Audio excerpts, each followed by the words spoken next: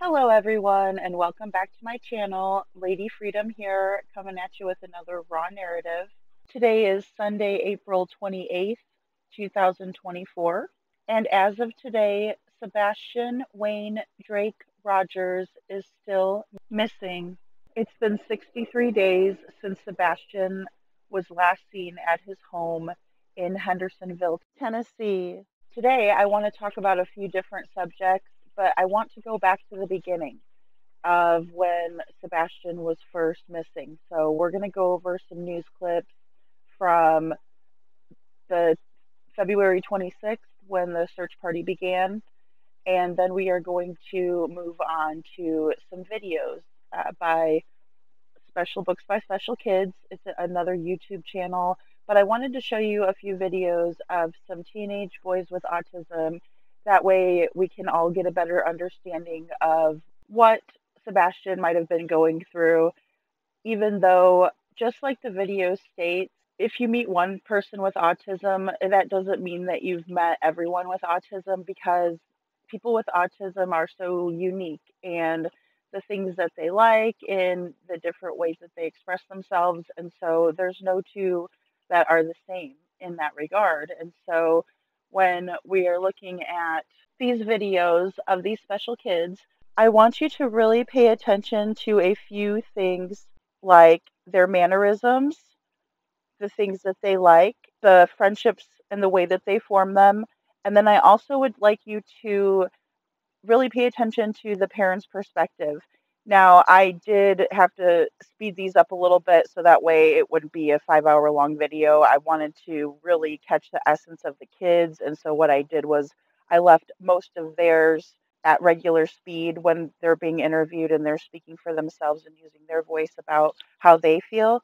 But then when their parents are answering questions, I did speed it up. We're going to go ahead and go over the videos, but first, from the news clips from Channel 5, Channel 2, and I believe it's Channel 4 in Nashville, let's go back to the beginning and look at the first 7 days. Search for a 15-year-old boy in Sumner County. The TBI put out an endangered child alert for him today. Our Lydia Fielder joins us right now live from the command center near Hendersonville. Lydia, is there any update on the search here this afternoon? Well, ladies, there are even more teams who have joined the search now, up to 150 personnel looking for Sebastian Rogers, going on hour 10 of the search now here in Shackle Island. We want to show you Sebastian's photos. He's 15 years old and he has a form of autism. This photo was taken of him just last night. He was last known to be at home before midnight. Teams have been looking for him since 6:30 this morning. They say they're focusing their efforts on the couple-mile radius around Sebastian's house, which is just up the road. We've seen state troopers knocking on doors, people walking in the woods, horseback patrols, firefighters searching waters, canines and drones, all the while aircraft are circling overhead. I couldn't recall off the top of my head when the last search like this was. Obviously, this one is exponentially more important, being a child who does have autism. I can't imagine what those parents are going through right now. The Sumner County Chief Deputy who you just heard from there says Sebastian loves water and he loves to hide in small spaces. Sebastian is 5'5", and they say he's likely wearing all black. Now, many people tonight are asking how they can help. The Chief Deputy says as of now there is no public search party, but he does ask anyone who lives in the area to check their Ring doorbell cameras. If they see anything on there, to call Sumner County. Tracy. Oh, it's so heart-wrenching to see everyone out there just trying to do whatever they can. Thank you, Lydia. This is on for a missing and endangered teenager. It continues in Sumner County for now the 11th hour. Everyone is out searching for Sebastian right now. That search has maintained a 2-mile radius, but once that is cleared, officials tell me they do plan to expand that. And as the day progresses, more and more crews have come out to help with the search for Sebastian. So far, I've just seen a couple of agencies, just to mention a few of them: Metro Fire, State Troopers, TBI, City of Hendersonville, First Responders, Sumner County Sheriff's Office, Metro Urban Search and Rescue are all assisting. At this time, we know 15-year-old Sebastian Rogers was last seen around midnight in his home wearing a black sweatshirt and sweatpants with a white stripe, possibly barefoot right now. He does not have a history of running away, but is known to wander and is autistic. Officials with the Sumner County Sheriff's Office tell me if you want to help the search efforts, check your home surveillance video for any sighting of Sebastian. The way the search is being conducted. Now, a search party may come at a later time. What they can do right now is search their Ring doorbell cameras or their Blink cameras or whatever surveillance video they've got, especially if they're in this area. If they see Sebastian, call the Sumner County Emergency Communications Center at 615-451-3838 and let us know. As stated, you are asked to call the Sumner County Sheriff's Office if you see any or know anything about Sebastian's whereabouts. Again, that number is 615-451-3838. And as always, you can visit our website, WKRN.com, for updates on this story. Live in Sumner County, Caitlin Quisenberry, News 2. An Amber Alert has just been issued for missing Hendersonville teenager Sebastian Rogers. As the sun begins to set out here, crews are preparing those drones and night vision to continue that search for Sebastian Rogers. As of right now, the search is over 24 hours, and it is an all-hands-on-deck effort to assist in this search. This afternoon, there are over 150 people in the search party. Crews assisting are TBI, Hendersonville Police, Goodlettsville Police, Sumner County EMS, and Rutherford County Fire and Rescue, just to name a few of the many. Officials tell me Sebastian Rogers is an autistic 15-year-old with glasses, dirty blonde hair, and was last seen wearing a black sweatshirt and sweatpants around midnight Sunday night. One of the risks is that Rogers was on medications. Definitely increases the volatility of the situation. The medicine was there, obviously, to treat his autism. So how he responds to that once the medicine is out of his system is really not my expertise, but I do know that it's going to have a negative effect on him.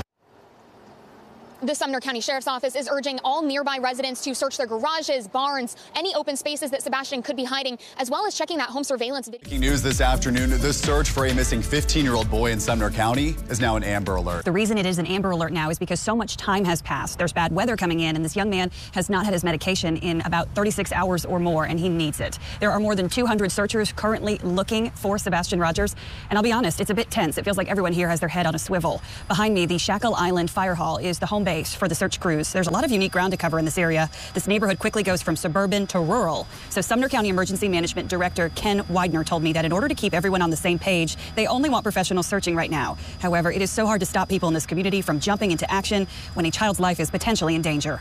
Well, you can look right there and see, little kid, he likes to get in buildings, they said. So he could be in that barn somewhere, I've seen people looking through all these here. But if he's scared, he's going to wait and come out when nobody's around, probably. That's the reason I'm trying to ride the road to see if maybe there's a chance he'd come out and I'll see him, So here's what we know about the missing 15-year-old. At this point, we know he wandered away from Stafford Court. He is 5 foot 5 inches and 120 pounds. He was last seen wearing his glasses, a black sweatshirt, and black sweatpants. He has autism, which could mean he's drawn to water and closed spaces or places of special interest to him.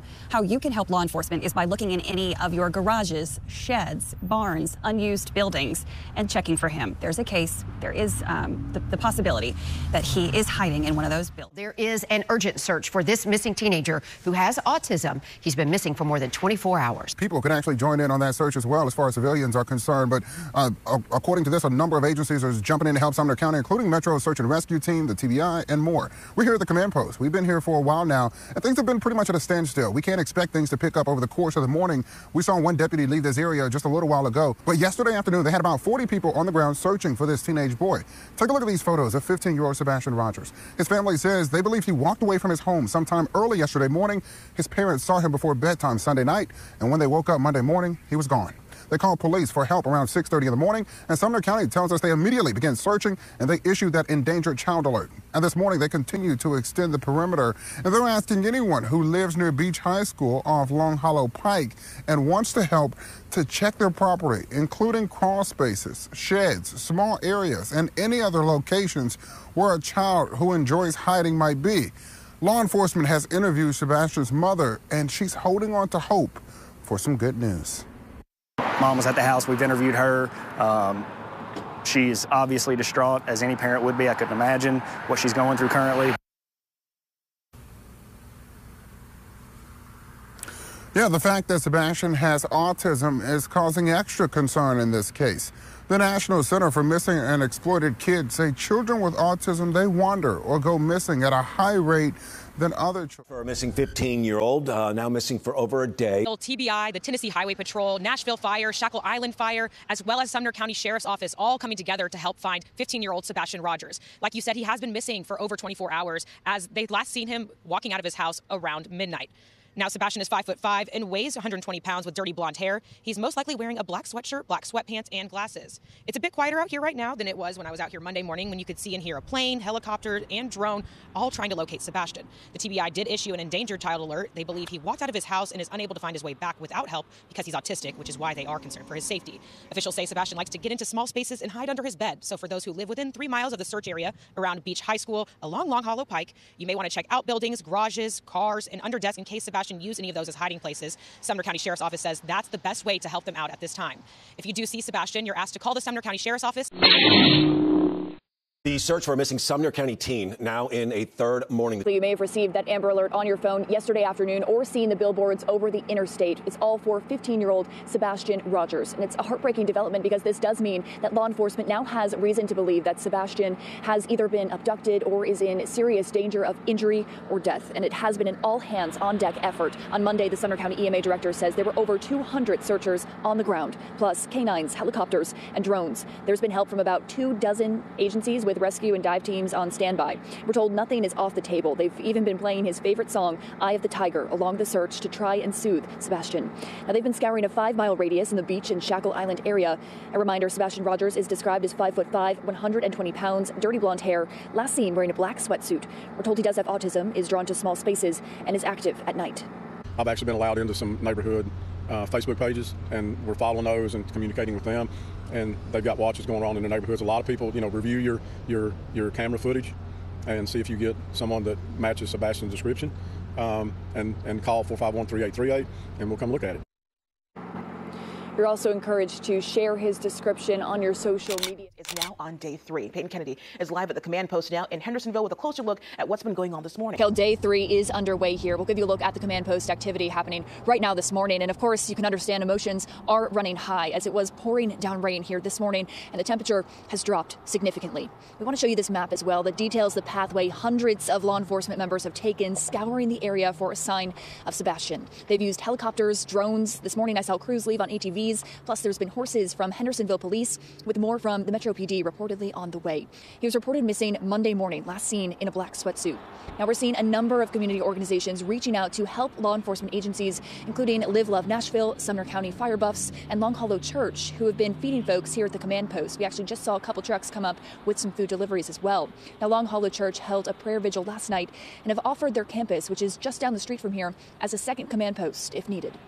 There's some things that we can't do. We're not trained to be on the front lines of that search, but what we can do well is to love those who are. That was kind of one of our first steps forward, was just to come alongside first responder. One thing we can do is put some warm food and be a support. They've also turned over their surveillance footage to the police department in case anything was caught on those cameras.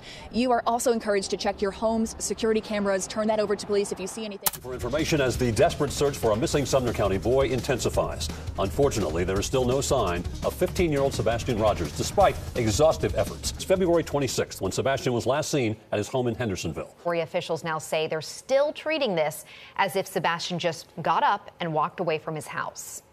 Officials say there have been absolutely no signs of foul play and really no signs of Sebastian Rogers at all. No confirmed sightings of him on any surveillance camera or doorbell camera, and first responders haven't found any evidence in the woods or water or even his home, which they say they have searched 10 times. Now today they focused on bodies of water around the area because they say Sebastian is drawn to water. Investigators are also asking the community to search their property. People in the community say they've all been impacted by the situation. They add students at Sebastian's school are also worried. Even strangers who live nearby say the situation has kept them up at night, especially because of the terrain here. I see it's so many woods and so much water here in Hendersonville. It's so much water and so many woods. From like Glenbrook on, it's solid woods, and you're like, there's so many places.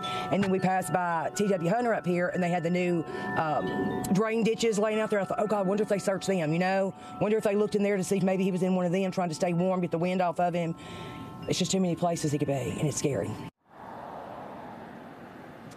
Now, the one thing investigators did say they found were tracks leading away from Sebastian's home, but they say that lead fell up short. Now, it's unclear how long they'll be out here tonight, but of course, we'll keep you updated. Rogers has been missing in Sumner County for 3 days, meaning agents think he is in imminent danger.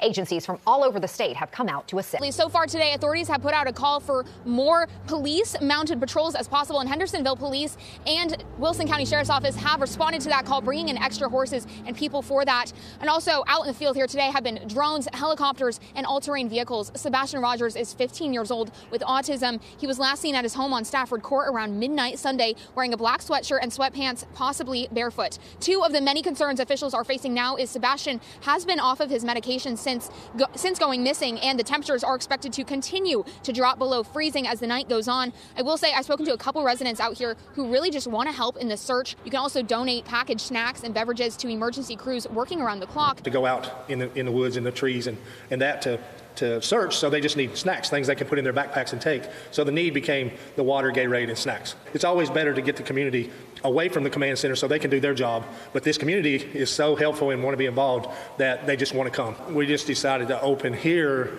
to kind of give the community a place that they can bring things. And as the night continues, there will be a community prayer vigil held at Northfield Church in Gallatin at 6. All are welcome to attend. And we'll continue to be here at the headquarters as this search continues for 15-year-old Sebastian Rogers in Sumner County.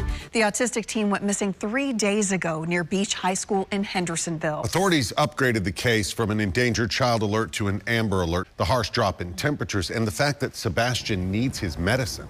Aaron Cantrell joins us now from Northfield Church in Gallatin, where a vigil is getting underway. On day 3, and crews, they have been out all day searching the area, but community members, they felt the need to do something. So they're hosting this prayer vigil, coming together, hoping and praying that he does come home safely. Now, a lot of people want to get out in the community to help search, but first responders say just leave that to them. But this is the best way they can help, by praying and also just hoping he does return home. Our big concerns is the weather, the rain from this morning, the drop in temperature, the wind, and then tonight we're going to be cold. The search for Sebastian Rogers continues. He's last seen near Stafford Court in Hendersonville, wearing a black sweatshirt, black sweatpants, and glasses.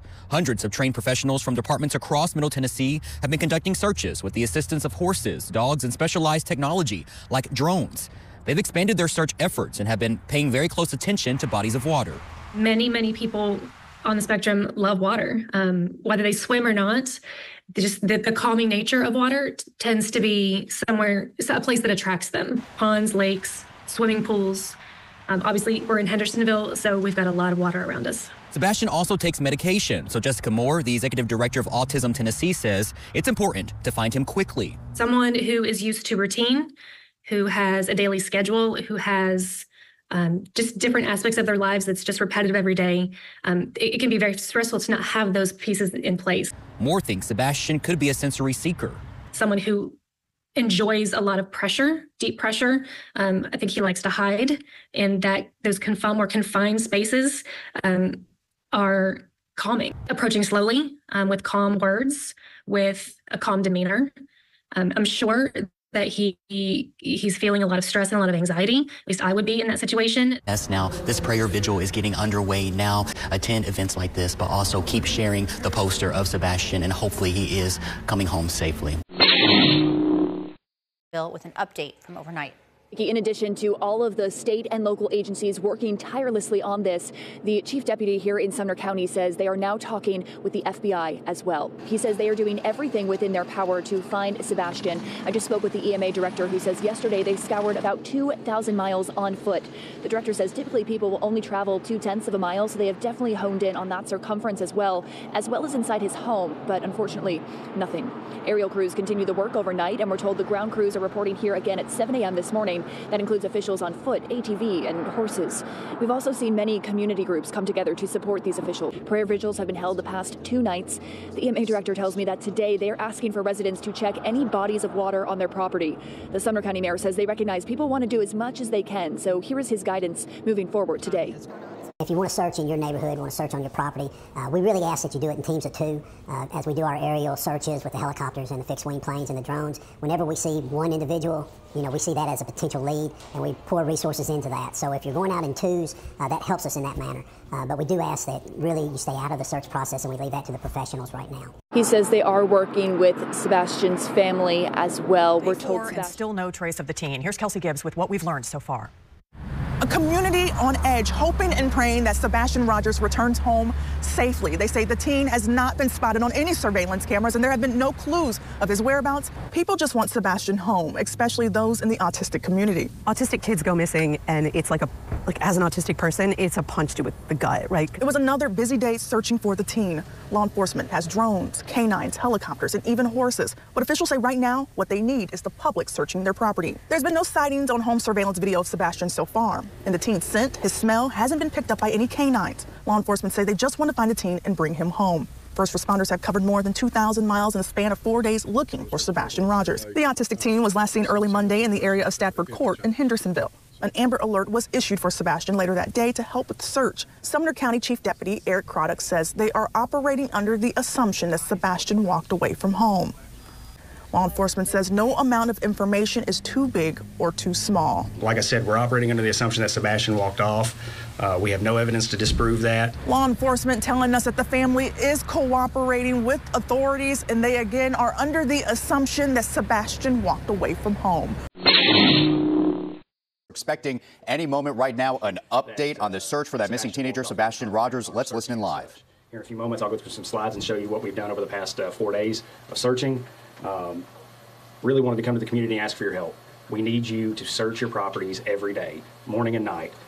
If there's a shed or a crawl space or up under your mobile home or a tarp that's in your yard, check it every morning and check it every night. Look for any details that something has been disturbed. If there's a shirt that was there today that wasn't there yesterday, notify us. You can really help us by searching your own property twice a day. Like I said, we're operating under the assumption that Sebastian walked off, and we really need your help to ensure that he is brought home safely. Okay, and when Chief talks about searching your homes, if you've got a farm, we're well aware that the tendency to follow creeks is great, and we've actually done some case studies, some history on calls and searches in the past where young men or young women have traveled to creeks. So we want you to look at creeks. We want you to look at ponds, and if you look at a pond, look for foot tracks around the pond. And then we'll go into, when Chief's ready, we're going to go into pictures and we'll show you our operational periods and the maps that we use to track our searchers. Okay, so this is day one, and all of the rings you see are a fixed wing aircraft, TBI's fixed winged aircraft, and they use a FLIR, and they do a continual circle on a 2-mile ring. And the video quality and the pictures that they produce are amazing. And the lines that you see that are going all over the place, the green and the purple and the blues, those are helicopters, THP Metro. And then all of the lines in the middle, when you draw that in, those are our foot searchers. So in the first 2 days, we logged over 2,000 miles of personnel on foot doing searches in those search areas. If you want to go to the next page. So that's day 2, and you can see we're continuing to expand those search areas, and you'll see clues, you'll see markers. If a searcher finds something, they mark it. We send a detective or detectives to that scene or to that area, and if they find evidence, we haven't found any evidence, and but if they find something that they think is substantial, CID investigates it. Go on to the next day.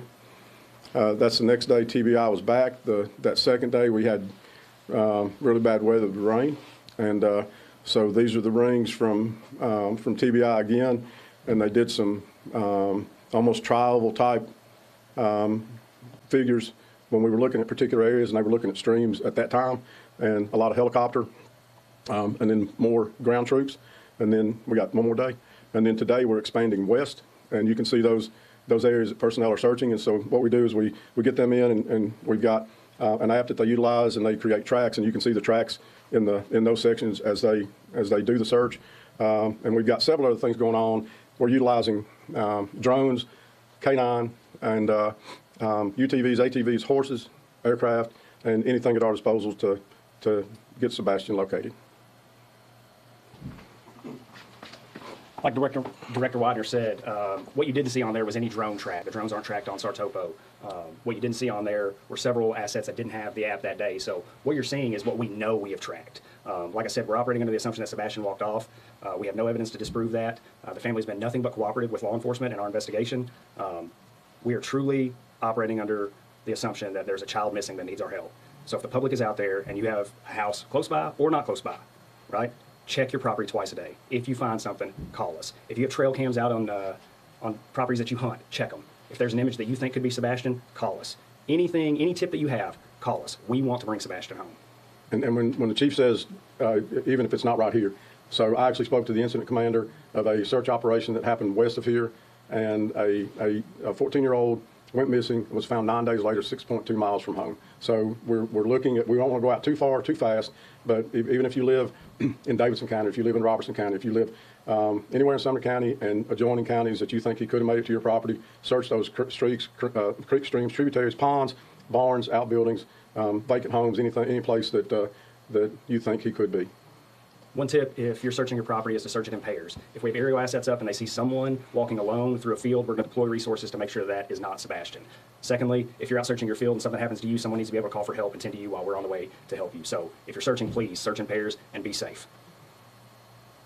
What's the weather been like to possibly affect the search?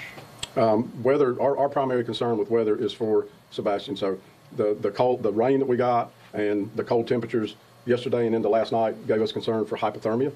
But for rescuers, we put rain gear on when we go. Our mounted people, we're using a lot of tactical officers at night with FLIR or with night vision. And so our search personnel, the weather does not bother them. They go and they're going to perform the search. We're looking at rain tomorrow. The temperature is going to stabilize a little bit. 245 and 17 are feeding us weather on request, and National Weather Service is working with us every day, sending us information if anything changes. So. Chief, I know you guys had asked for doorbell cam and surveillance camera. Have you guys been able, since Sunday night, Monday morning, been able to actually put eyes on Sebastian? Has any video actually shown him walking? We have had several clips that have come in. Several of them we've been able to dispel. That's not Sebastian on that clip. We are still working every lead that comes in. So as the video comes in, our detectives, we're working really well alongside the TBI and all of our other law enforcement partners in the region to make sure that we're getting on them just as quickly as possible. But there hasn't been one video that you guys have had that you said that's... There's not a confirmed sighting of Sebastian on camera. Gotcha. Was any of the canines able to pick up on his scent or something that can lead you to maybe a direction where he might have been? We've done that. We've actually cast the dogs at intersections to see if they take us. And our dogs are scent specific, and we have scent articles from the home, and they have not. We have gotten some tracks away from the home, and we haven't had anything that leads us to Sebastian, obviously. You mentioned that you've covered about 2,000 miles, correct? What's the word on the amount of volunteers and people helping? We'll address that later. We still got plenty of, and what you got to understand is span of control and manageability. And I know there's a lot of talk out there. You know, you need to get more people out there, but we've got to do it coordinated, and we've got to be able to monitor and ensure the safety of our searchers. So right now we've got so many public safety assets that we can track and we can communicate with that we are in good shape right now. And we are discussing the possibility of going into volunteers. We have begun the conversation of coordinating with local volunteer groups. Should we need them, there's a plan in place. What I don't want is to have 1,000 people out in the woods, someone get injured, and now we have to deploy resources to them that should be deployed to get Sebastian home safely. As of right now, I've talked to the FBI, I've talked to world-renowned detectives from the Middle Tennessee area, and every one of them has said we're doing everything that we should be doing. We're doing everything that we can. I'm open to ideas. If someone's got an idea that we're not applying yet, let me know. I'll apply it. You guys have clocked in and searched so far? 2,000 by foot the first 2 days. We're not tracking hours now. We'll put all that together. We'll do an after-action report. But now we're going through the day, preparing this afternoon for tomorrow. We've got a team that's doing that. We've even got the tax assessor's office working with us on additional mapping for streams and creeks that we want to make sure we're covering. And I'll tell y'all, we're hitting streams and creeks heavy. So that's something we need done is creeks, streams, tributaries checked, because the watershed from the Tyree Springs area coming down in here, one thing I've learned about autism is the stamina, the pain threshold, the drive in these men and women, young boys and young girls is greater than ours, okay? So the particular case in northern Mississippi and West Tennessee, this young man walked until he passed out. And when they got to him, he was laying face down, and they were like, "Oh my!"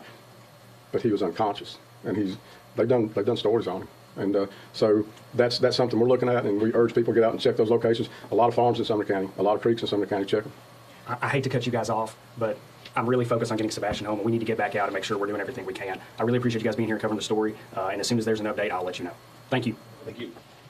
As the search for 15-year-old Sebastian Rogers now enters day 4. At this point, they say Sebastian walked off. The family is cooperating with the investigation. Round-the-clock search has not stopped since 15-year-old Sebastian Rogers was reported missing from his home in Sumner County early Monday morning. Previously, the community was asked to not interfere with the search efforts, but now the sheriff's office is saying that those who are willing to join the search can do so in pairs. You are asked to avoid coming to this command post, though, so that they can continue staying in touch with official law enforcement agencies. Earlier this morning, the EMA director suggested looking to bodies of water for footprints or clues. We saw Hendersonville's mounted patrol officers along a creek in the wooded area behind the command post. We also drove through Sebastian's neighborhood, which is very close to here, and saw the TBI agents walking into wooded areas behind those homes. This morning, I've also seen the TWRA with specialized ATVs, state troopers, Sumner and Wilson County sheriffs, as well as Hendersonville, Gallatin, White House Police, Sumner County EMS, just to name a few. Yesterday, the EMA director says all of the agencies walked a total of 2,000 miles and searched Sebastian's home at least 10 times. The TBI has told us Sebastian's parents are not in a position to speak or share more about him right now, but lead agencies say they will continue searching as long as it takes. There have been no sightings of Sebastian on home surveillance cameras so far, and the teen's scent, his smell, hasn't been picked up by any canine. Law enforcement say they just want to find the teen and bring him home. First responders have covered more than 2,000 miles in the span of 4 days looking for Sebastian Rogers.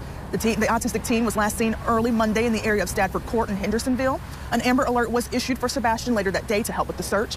Chief Deputy Eric Craddock says they are operating under the assumption that Sebastian walked away from his home. We have had several clips that have come in. Several of them we've been able to dispel that's not Sebastian on that clip. We are still working every lead that comes in. So as the video comes in, our detectives, we're working really well alongside the TBI and all of our other law enforcement partners in the region to make sure that we're getting on them just as quickly as possible. Now, we have seen law enforcement officials from Gallatin, White House, all over Sumner County, as well as the TWRA helping in this search. We've also been told by law enforcement that Sebastian Rogers' family is cooperating with officials. Now that the fourth day of searching for 15-year-old Sebastian Rogers has come to a close, officials are asking homeowners in Hendersonville to check for even the smallest signs of the boy who has autism and officials think wandered off.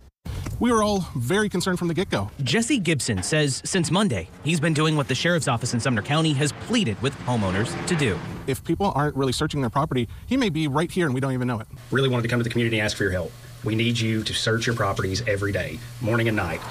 If there's a shed or a crawl space or up under your mobile home or a tarp that's in your yard, check it every morning and check it every night. That includes areas around water like creeks or ponds, looking for any small sign that the teen who has autism may have been there, like a missing shirt or footprints. It does change things in the sense that it makes me feel like they're getting more desperate, because at this point in time, everyone thought he'd be found by now. The sheriff's office says they're still working on the assumption that Sebastian walked off sometime before early Monday morning. There are boats that he could easily crawl into the back of, that there are sheds that he could easily walk into. There's so many areas on our properties that a 15-year-old boy who may not be in the right state of mind could really hide away in. I just want to see more people be aware and be on the... Wrenching. You don't want anything to happen to anybody, let alone a child. The heartache is deep in Sumner County as a classroom chair has sat empty all week long, one that belongs to Sebastian Rogers, a missing 15-year-old with autism. He hasn't been seen in 5 days. There's still an active scene out here, but we do know that the Franklin Police Department, they got a call from the Sumner County Sheriff's Office yesterday asking if they could send out a dive team, and there was a small police presence outside of the Rogers family home today. There were members of that dive team. Also, there was a raft and an ATV, and officers were just looking at the area, just hoping to look for anything that could lead to Sebastian. It's a busy day inside Warsham's General Store. Kids are buzzing in and out of here. It's going to be 4:37. Some people call it the foundation of the Shackle Island community. Teachers are grabbing breakfast and lunch. But this community hasn't felt stable since Monday, after 15-year-old Sebastian Rogers went missing from his home on Stratford Court. My entire school is in a constant state of prayer for him. Patricia Shemansky is Sebastian's former 8th grade teacher at T.W. Hunter Middle School. He has a great sense of humor. He loves people. He loves animals. She says Sebastian may have autism, but he's extremely high-functioning. He has a great sense of humor, loves to laugh. He's a jokester. He's extremely smart. Feeling helpless as they wait around for answers, her school decided to honor Sebastian by wearing his favorite color. You have to pick a pencil, you pick the green one, you know, you pick a folder, you pick a green one. So he always picked green, so we knew it was his favorite. This week, multiple agencies have searched thousands of miles for Sebastian, using scent-trained dogs, horses, and technology, but still no luck. Typically, autism children are drawn to water. So if there's a pond or a lake on anyone's property, to look those places. Andrea Haynes also knows Sebastian likes small spaces. Sebastian came to my classroom because it's a small classroom. He always was smiling and always had a great imagination when it came to drawing. I also have such hope in the team that I saw going out there. They are taking this extremely serious, and from what I saw them doing, they're leaving no stone unturned. We love him, that we're all praying for him and wishing for his safe return. So in addition to those teachers, we saw several community members out here today wearing this exact color here, green. They're just sending their hopes and prayers that Sebastian. Using every tool they have on the 5th day of searching. Sebastian Rogers was last seen on February 26th at his home in Hendersonville, where he is believed to have walked away from. The quest to find him has been extensive. Well, Haley, we know investigators have shifted their search efforts to the west of the original search grid. We also noticed some activity around Sebastian Rogers' home today. There was a bloodhound sniffing around the property and also crews in wetsuits with oxygen tanks. But since we've had no update from law enforcement at all today, it's unclear what they were doing there or why. Now, we do know, despite the 5-day search, investigators say there have been no confirmed sightings of Sebastian on surveillance cameras or doorbell video, and there's been no evidence found in the woods or bodies of water. One woman on the board for Autism Tennessee says autistic children often leave their caretakers to get away from certain stimuli or to go towards something they're drawn to. She knows firsthand because she's an autistic self-advocate. It's so easy to put myself in that person's shoes, to say, like, I was young and I was not an eloper, but I understand the impulse and the feeling. And so, yeah, I've just been sort of feeling very sick and afraid. And I want a good outcome, but there's no guarantee. Now, law enforcement have reiterated that their parents have been fully cooperative and there's no reason to believe any foul play.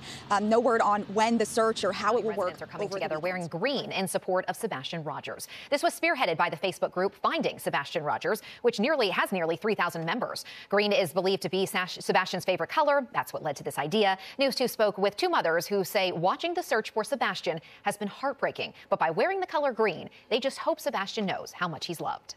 I told her that. She said, Mommy, another day. They didn't find him yet. And I was like, yeah, baby, another day. And she's more emotional than I am. So she almost cried. But she was like, yeah, absolutely. I'll do it. And I'll tell all my friends at school. And a couple of the kids in my class came in wearing it. And one of the little girls, I was like, oh, I love your green. And she's like, my mommy told me today that we are wearing green because Sebastian is still missing. Now, if you wore green today, you can share your photos with us on Pix, P-I-X, at WKRN. Unfortunately, this morning, we have not been told of any leads or pieces of evidence, but we have been keeping track of the activity here at the command post and beyond. So earlier this morning, around 8:30 a.m., we were able to join members of the Greenbrier Fire Department as they searched a wooded area on foot. It's about 3 miles south of this command post. So like all of the agencies that are searching on foot, they turned on their tracking devices so they can maintain a map of what has and what hasn't been investigated. Then around 10 a.m., we were led to some activity outside Sebastian's home. The EMA, police, plus ATVs and a raft were all parked there, and a dog was sniffing around the property. No word as to what exactly they were looking for or why that specific equipment was there. But beyond that, there is clear support from surrounding county agencies as well and community members who are encouraged to search their property in pairs. Now, as well as that, if you could continue checking your surveillance and trail cameras, they appreciate it. And if you have any information, you can pass it along to the Sheriff's Department. Coming together to help the first responders who are searching for Sebastian. Live Love Nashville will be providing dinner tonight for those crews. Nearly 100 people will be fed.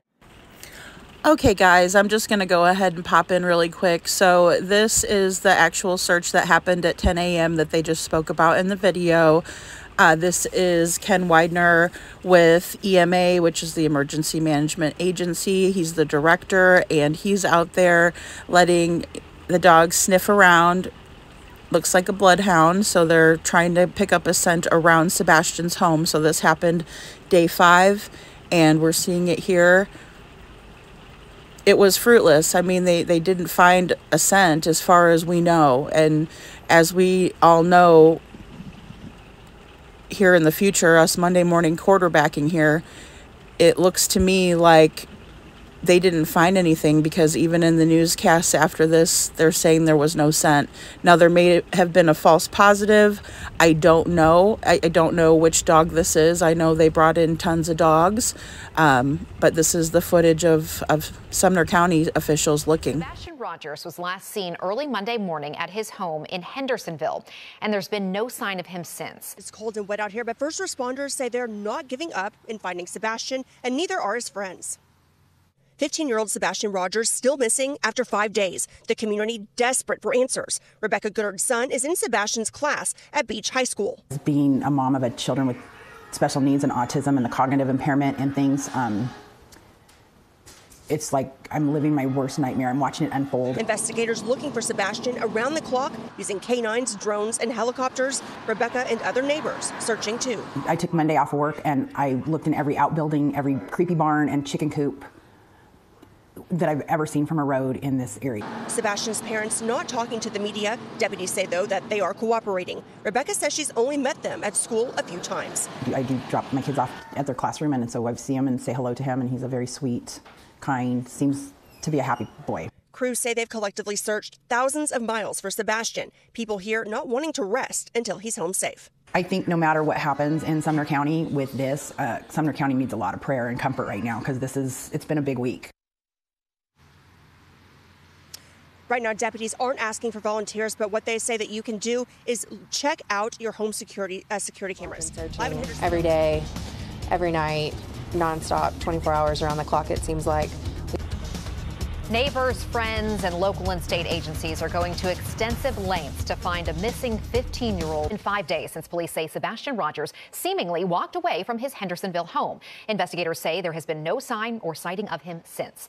Well, Haley, new agencies have now joined in on this effort, including Franklin Police's dive team and the Greenbrier Fire Department. Now, we have not received any update from law enforcement at any time today, but we have been able to keep an eye on what investigators have been doing today. Now, earlier this morning, there were crews around Sebastian Rogers' home. A bloodhound was sniffing around the area, and a dive crew put on wetsuits with oxygen tanks. It's unclear why they returned to that area, though. We do know search crews moved their efforts west of the original search grid today. Yesterday, they focused on bodies of water, even draining a pond east of Sebastian's home. 200 people have been on the ground each day, and many are flying helicopters and drones in the air. Police are asking neighbors to not join in on this search, but they should check their own properties every morning and night. Residents have been looking for any disturbances and have been checking small spaces where a child may hide on their property. Sebastian's neighbors say the whole community has been worried.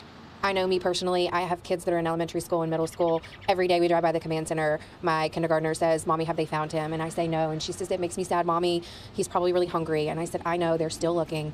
And it's a daily thing. So I can only hope for the best so that I can give her a positive outcome.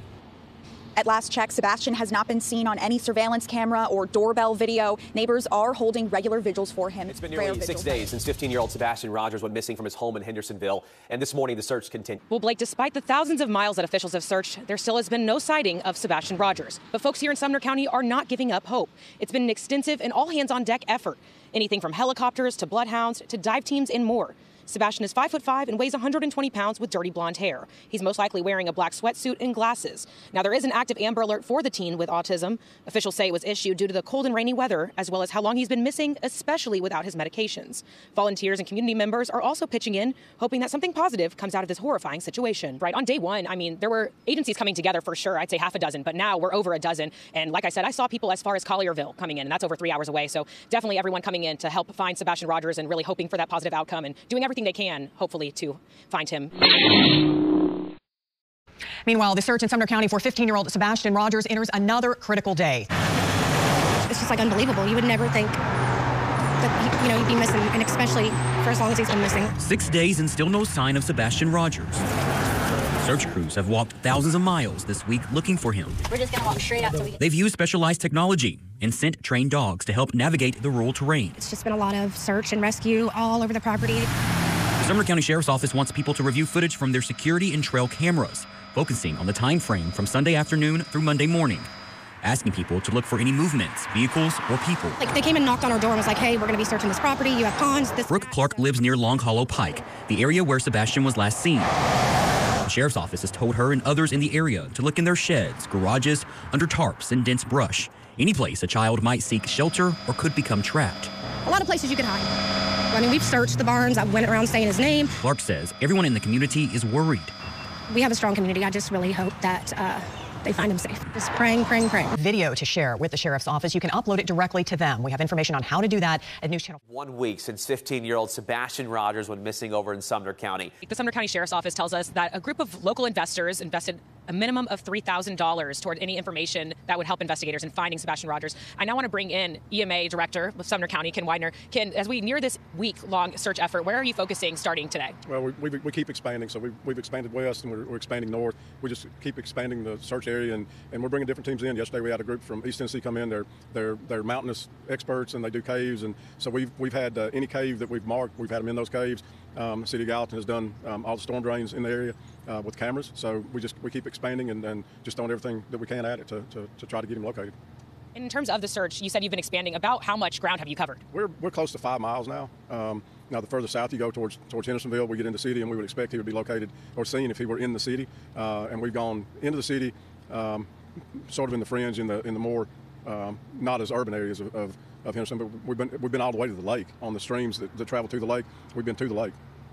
And you have over 300 searchers here. Well, yesterday. We had 330 on the ground, and then we'll run the numbers later today on how many come in today, and we run that as the day goes on. 43 years in law enforcement. What does this experience look like in terms of people coming together to help out in this one mission to find Sebastian Rogers? Well, one thing about Tennessee and the Southeast is we're always going to have people that want to help, and we get calls from across the state for people that want to come in and help us, and the thing that we've got to do is be able to manage that.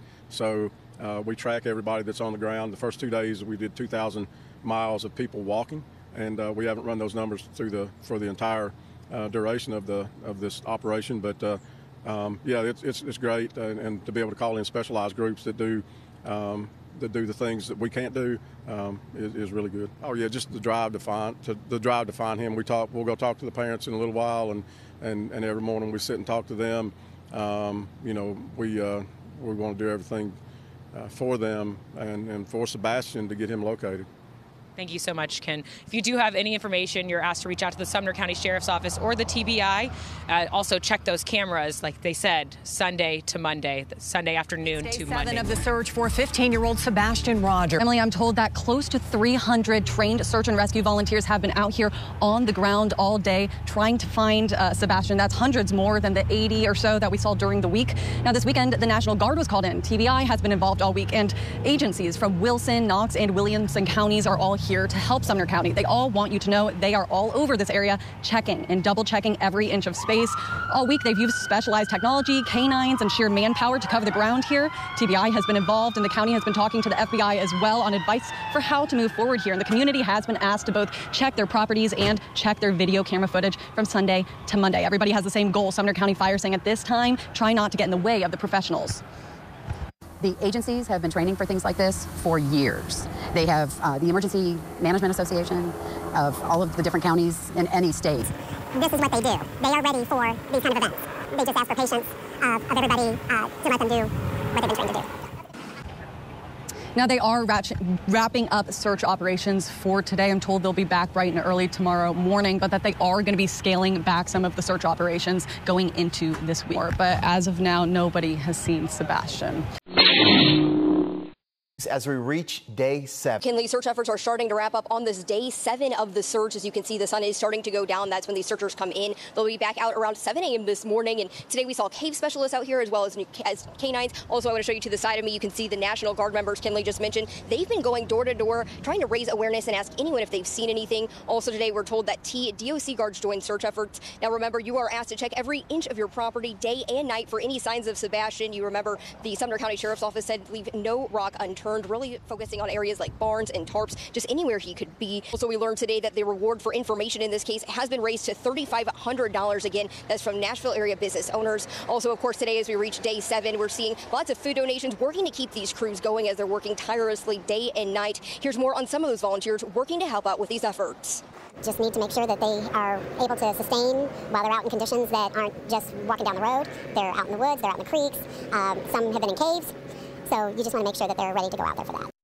Year-old Sebastian Rogers last seen at his Hendersonville home on February 26. Investigators say there's been no sign of the boy ever since. Let's go. First responders say they did not take this decision lightly, but they have literally exhausted every single resource they can think of to find Sebastian Rogers, and all of them have fallen short. Sumner County officials called a press conference earlier today to announce that they were scaling back, but they walked away before we could answer or ask any questions, rather. Sumner County's emergency management director says today they have crews looking within a 0.3 of a mile radius from Sebastian's home. They already have searched this area 4 times, thinking maybe he would return. Throughout these 8 days of looking for Sebastian, investigators have used drones, fixed-wing airplanes, helicopters, ATVs, canines. They've searched on foot and horseback. They've drained a pond east of Sebastian's home and have even looked extensively inside storm drains. Investigators say they've thrown everything they can at this search.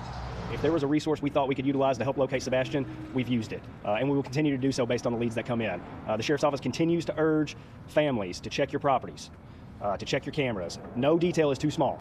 Now you can see behind me the command center at the Shackle Island Volunteer Fire Department is pretty much cleared out, at least compared to days prior. They will still operate from this facility, but it won't be manned 24/7. Mounted patrols are on standby today to help with the search for Sebastian Rogers. Now, there's been no sign of the teen since he disappeared more than a week ago. Then yesterday, the Sumner County Sheriff's Office significantly scaling back their search to focus on the investigative side, with one of the volunteer mounted patrols who says he's on call for the time he and his horse are ever needed again. So you're hoping that every day that you go out there, you're expecting to find something and you're thinking this is the day. Every day since Tuesday last week, R&M stables have assisted in the search for missing 15-year-old Sebastian Rogers. But on Monday, authorities announced resources dedicated to search parties would be scaled back to allow for an investigation. The owner of R&M Stables, Ron Chalasta, tells me his service horse, Trooper, and ranch hand Brian Feltz are just waiting for the call from the Sumner County Sheriff's Office to get back out and help where they can. There does come a point, and of course, you want to keep exhausting every possibility.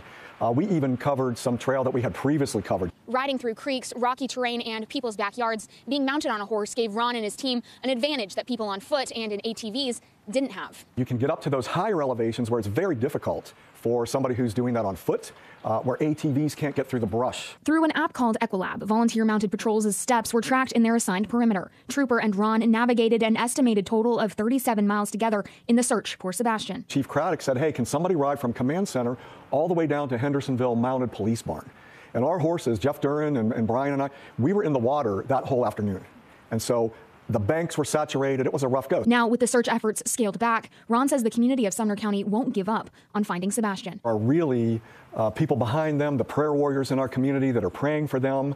That's what you have to stand on. We can never give up hope. I really couldn't agree more. I'm so thankful for the first responders and everyone who helped, the mounted horseback riders who were able to go places that people weren't able to go on foot or in ATVs, really getting down to where these search areas are and up into high elevations. It's truly amazing, and I'm very grateful that there are people out there that are willing to give their time to do that. The end of the search on day 7, that they were going to scale the search back, is not a great place to end it, and so I really wanted to end it on a more positive note of just hope, love, and prayer. So let's rewind it back to day 1, February 26th, 2024. The search began, the police were called around 6:20 a.m. and then they arrived at 6:30 a.m. So 10 minutes later, the search ensued. Immediately it started. They were searching for Sebastian. The media thinks that the Costco picture, so the picture of Sebastian wearing the Optimism t-shirt, they think that that picture was taken on Sunday, February 25th, 2024, which they were wrong, and they spread that misinformation out. They mentioned this in the newscast at hour 10. So first video, hour 10. They also think that Sebastian was wearing all black, so a black sweatsuit. But then we see another news outlet report that there is a white stripe on Sebastian's pants, but it doesn't say 2 white stripes, like as we know what the track pants actually looked like. They also say that he was possibly barefoot. When Sheriff Eric Craddock spoke at hour 10, he said nothing about how Sebastian must have been feeling. He said that this is the biggest search that they had seen or heard of in a long time. He also mentions that he feels bad for the parents and can't imagine what they're going through. I can't help but get a little bit angry at this statement, considering he does not mention the way Sebastian must be feeling currently. Chief also said that he loves water, referring to Sebastian, and he loves to hide in small spaces. And that's what he told the media when they interviewed him on day 1 of the search. According to news outlets, the search started out with a 2-mile radius. Many agencies came out to assist, and in my opinion, there were swift responses when it came to finding Sebastian, and that is very much appreciated. It is also mentioned that Sebastian likes to wander and is autistic. Now, why is it that when all 3 parents are interviewed, and this goes for the all-time interviews, did all 3 of them say that Sebastian does not wander, run, or elope? Who gave the police the initial information? Who relayed this information to media outlets? Because misinformation was spread from day 1 in this case. Another thing that I noticed on day 1 was Chief Eric Craddock telling news outlets that he did not want people to go out and search for Sebastian. I'm sure he had his reasons, but I don't think it's too much to ask for people to look around their own homes, as they finally did encourage later on. I am not sure why there is such and opposition from law enforcement when citizens have a common goal, such as finding a missing child. I appreciate him asking for Ring doorbell footage right off the bat, because the lack of it, in my opinion, is a major evidence in this case. There's no footage. The lack of video footage from Ring doorbell cameras in the neighborhood definitely makes me wonder why. If they think Sebastian walked off, that he wouldn't be caught on a neighbor's surveillance. One thing is for sure, from day one, first responders, police, fire, air, water, drones, horses, you name it, the community showed up and showed out, and for that, it was really beautiful. Day 2 of the search, Sebastian's medicine and the fact that he has not been able to take said medicines is brought to the forefront of conversation on multiple news networks.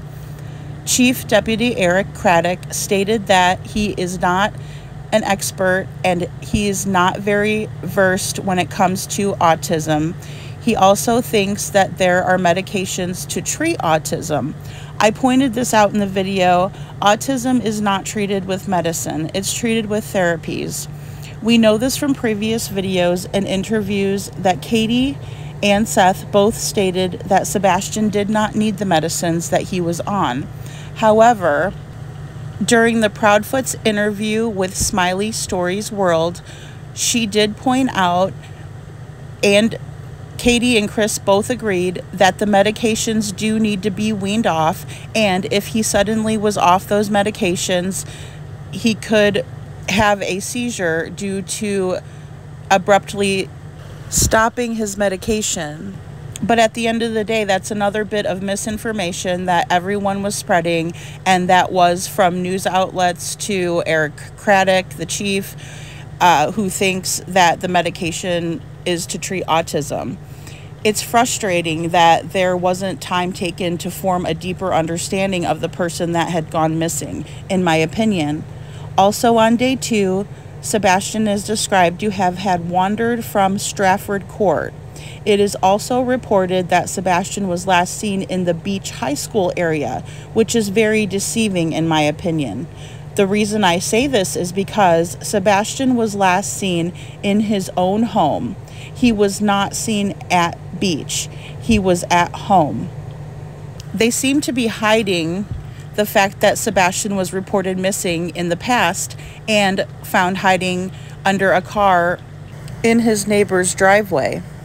One media outlet mentioned that Sebastian could be in a place of special interest to him.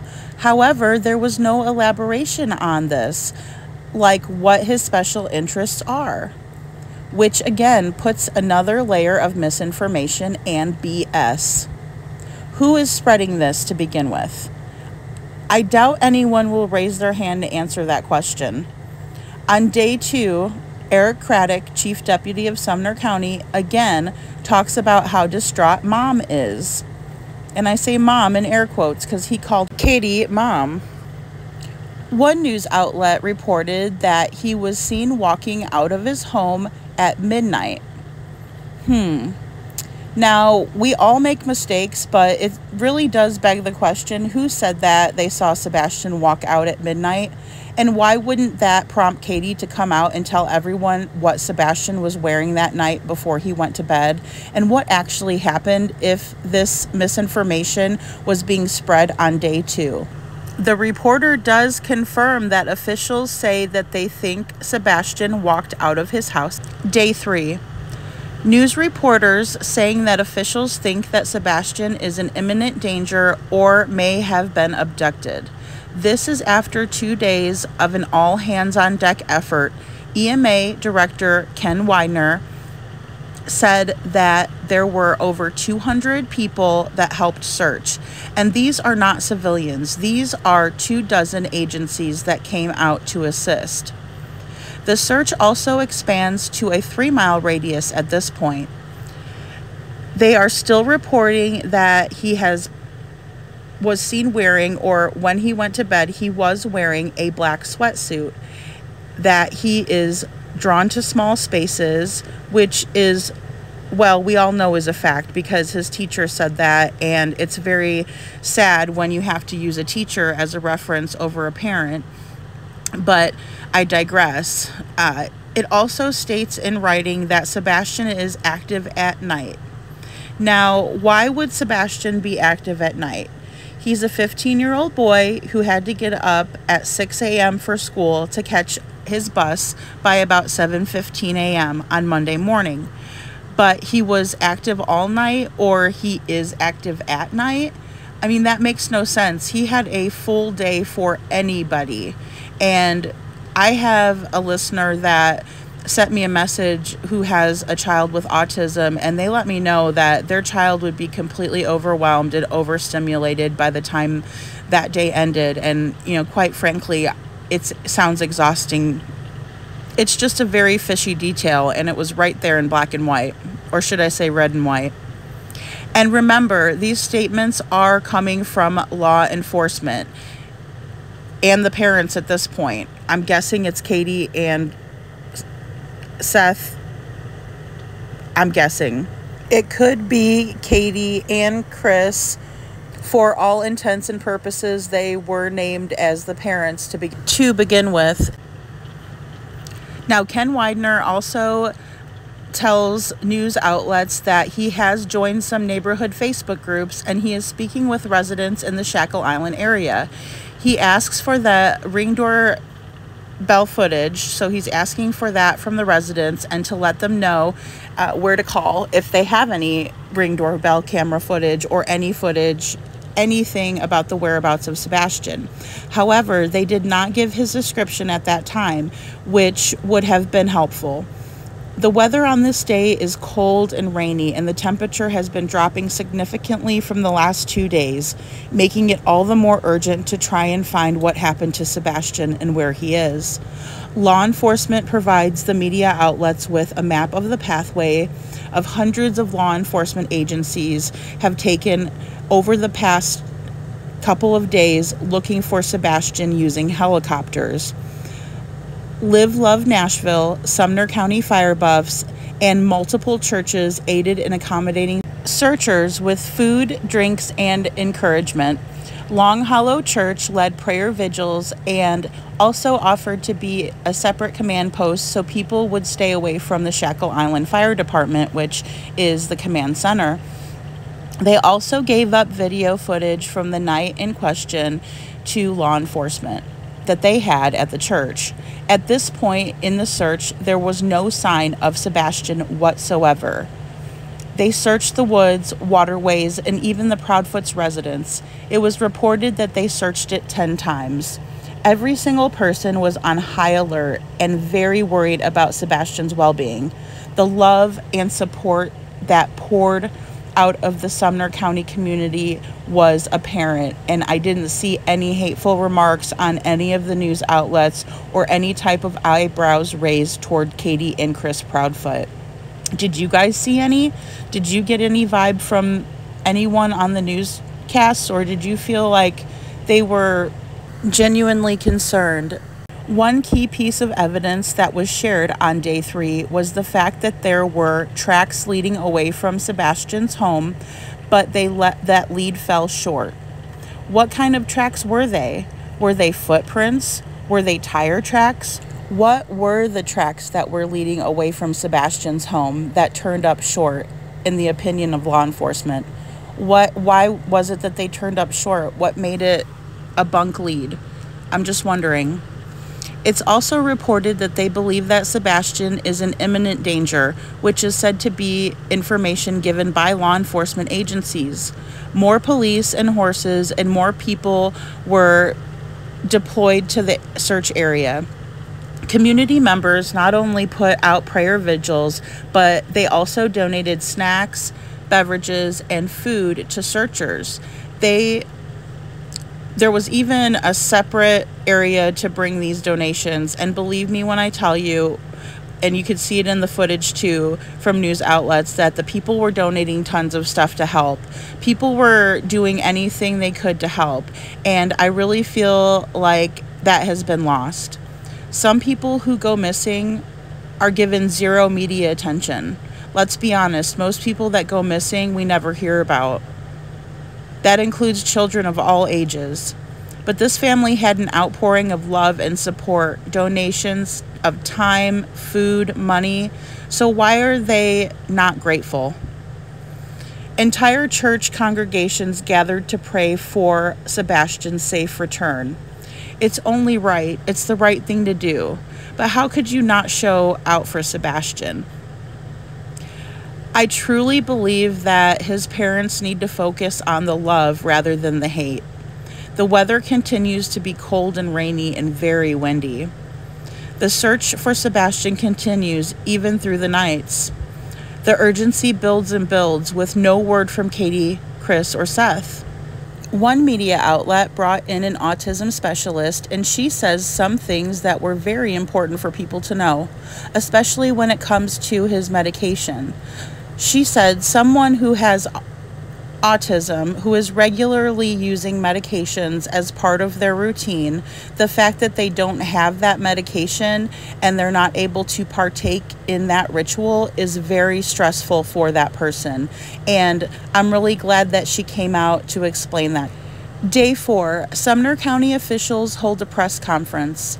The major players when it comes to the Sumner County officials are Chief Deputy Eric Craddock, Ken Widener, Emergency Management Agency Director, and John Isabel, Sumner County Mayor. All 3 of these men told news outlets that the Proudfoots are cooperating with them.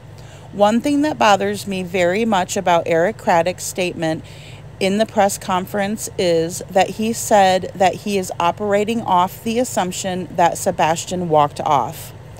I don't know about you, but if my child was missing, I would not want the police to operate off of assumptions.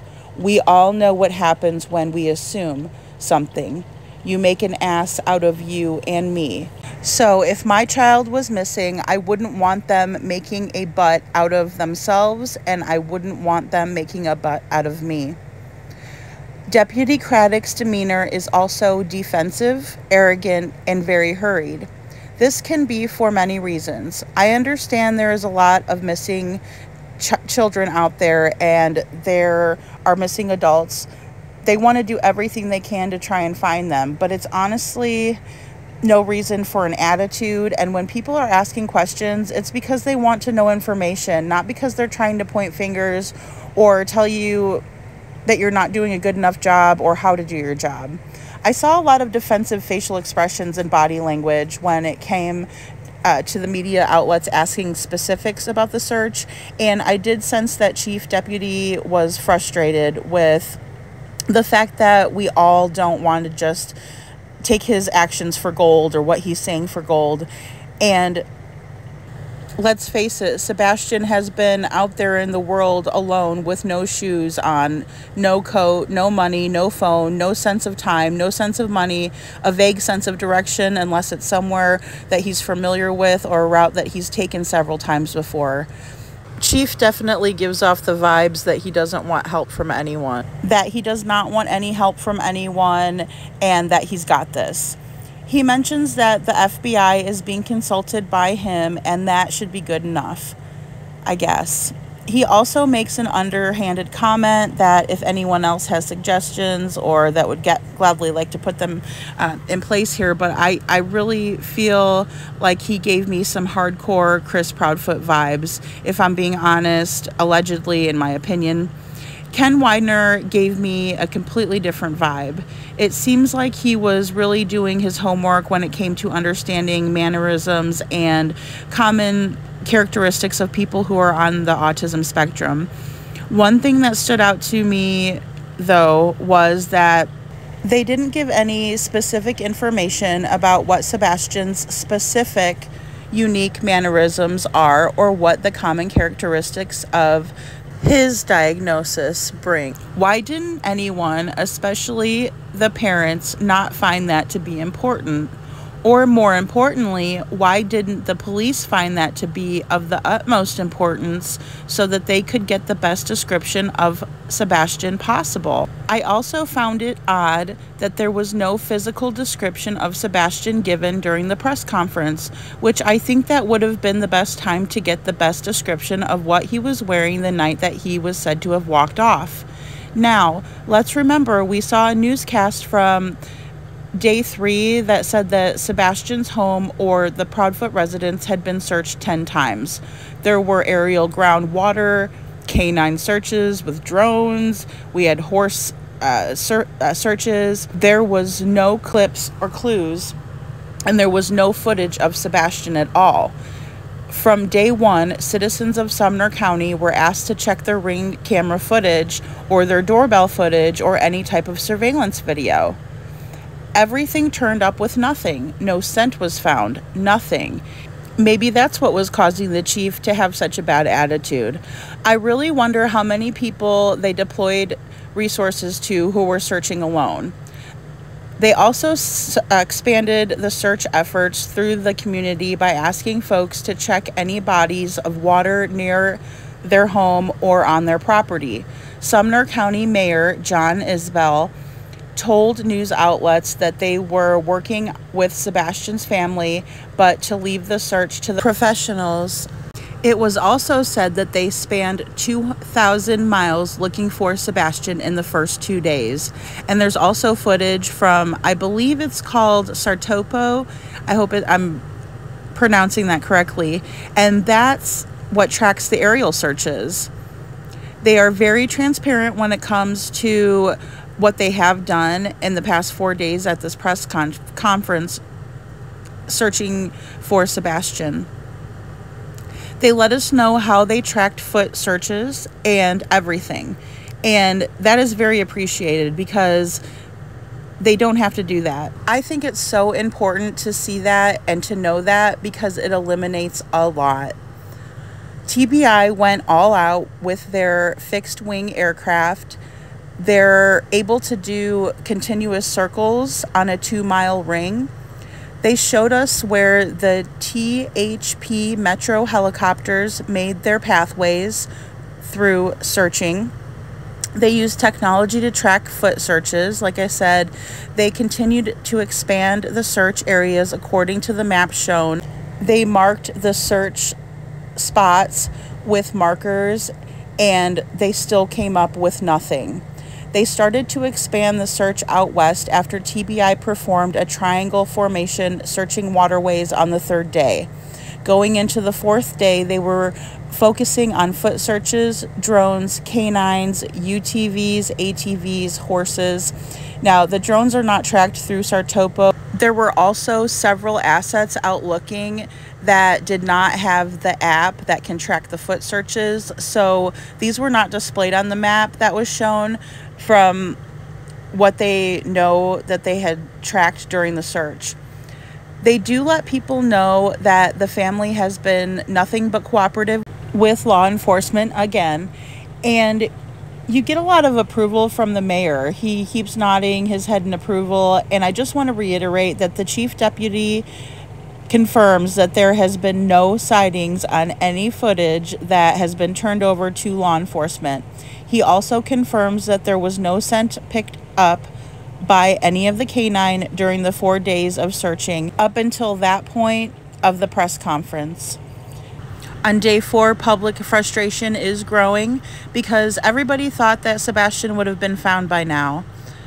We saw one of the local guys talking about how it was very important for people to be checking their properties twice a day, especially if they're by water and things like that. People who have boats, places where someone can hide. There was a case of an autistic child who ended up in a neighbor's chimney, for example, and so when someone enjoys being in small confined spaces, those are the places that people should be looking. As day 5 of the search continues, Sebastian's teacher and local business owners are interviewed. I would really have liked to see a missing poster up for Sebastian at this time in the local store. That would have really brought awareness to the community that there was a child and that he is missing right now. Media coverage shows that, contrary to what Mr. Chris has said in the past about Sebastian's school, or the way that they perceive him, or the way that his classmates perceive him, is false. All of the students are worried, and like I said previously, and like was echoed in the news coverage, the fact that Sebastian was not at school for that whole week was sad for everyone. I can't help imagine the halls dark and gray without the sunshine, without Sebastian. Sebastian's 8th grade teacher was interviewed, and she says that they are in a constant state of prayer. She says that Sebastian has a great sense of humor, he loves to laugh, that he is a jokester, and she says that he loves animals and the color green.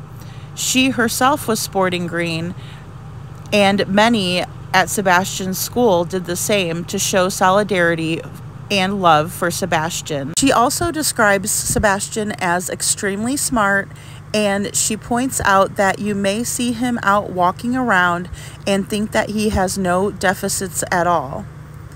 Dive teams begin to scour water near the Proudfoot residence.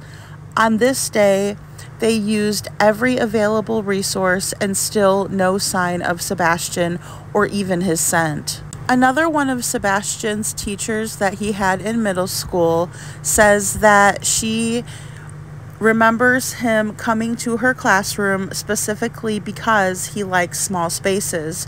She said that he was always smiling and had a great imagination when it came to drawing. She also says that she loves him and that they're all praying for him to return home safely. I can't help but wonder why Sebastian's parents couldn't just come out and say something. I know the media frenzy can be overwhelming. I'm sure you don't want people in your face at such a horrible time. However, if there's misinformation spread around and your child is nowhere to be found after 5 days, you would think that they would make at least an appearance to let the people know what the truth really is and how the best way is to find their child. Instead, all we have are neighbors, acquaintances, and teachers of Sebastian's who are stepping forward to give us any sort of insight into where he might be, confirming to us that he does like bodies of water. Also, on day 5, media reports that Sumner County agencies are focusing the search and have expanded the search west of the original search grid. Bloodhounds were brought in to sniff in and around the Proudfoot residence, as well as dive teams diving ponds in the area.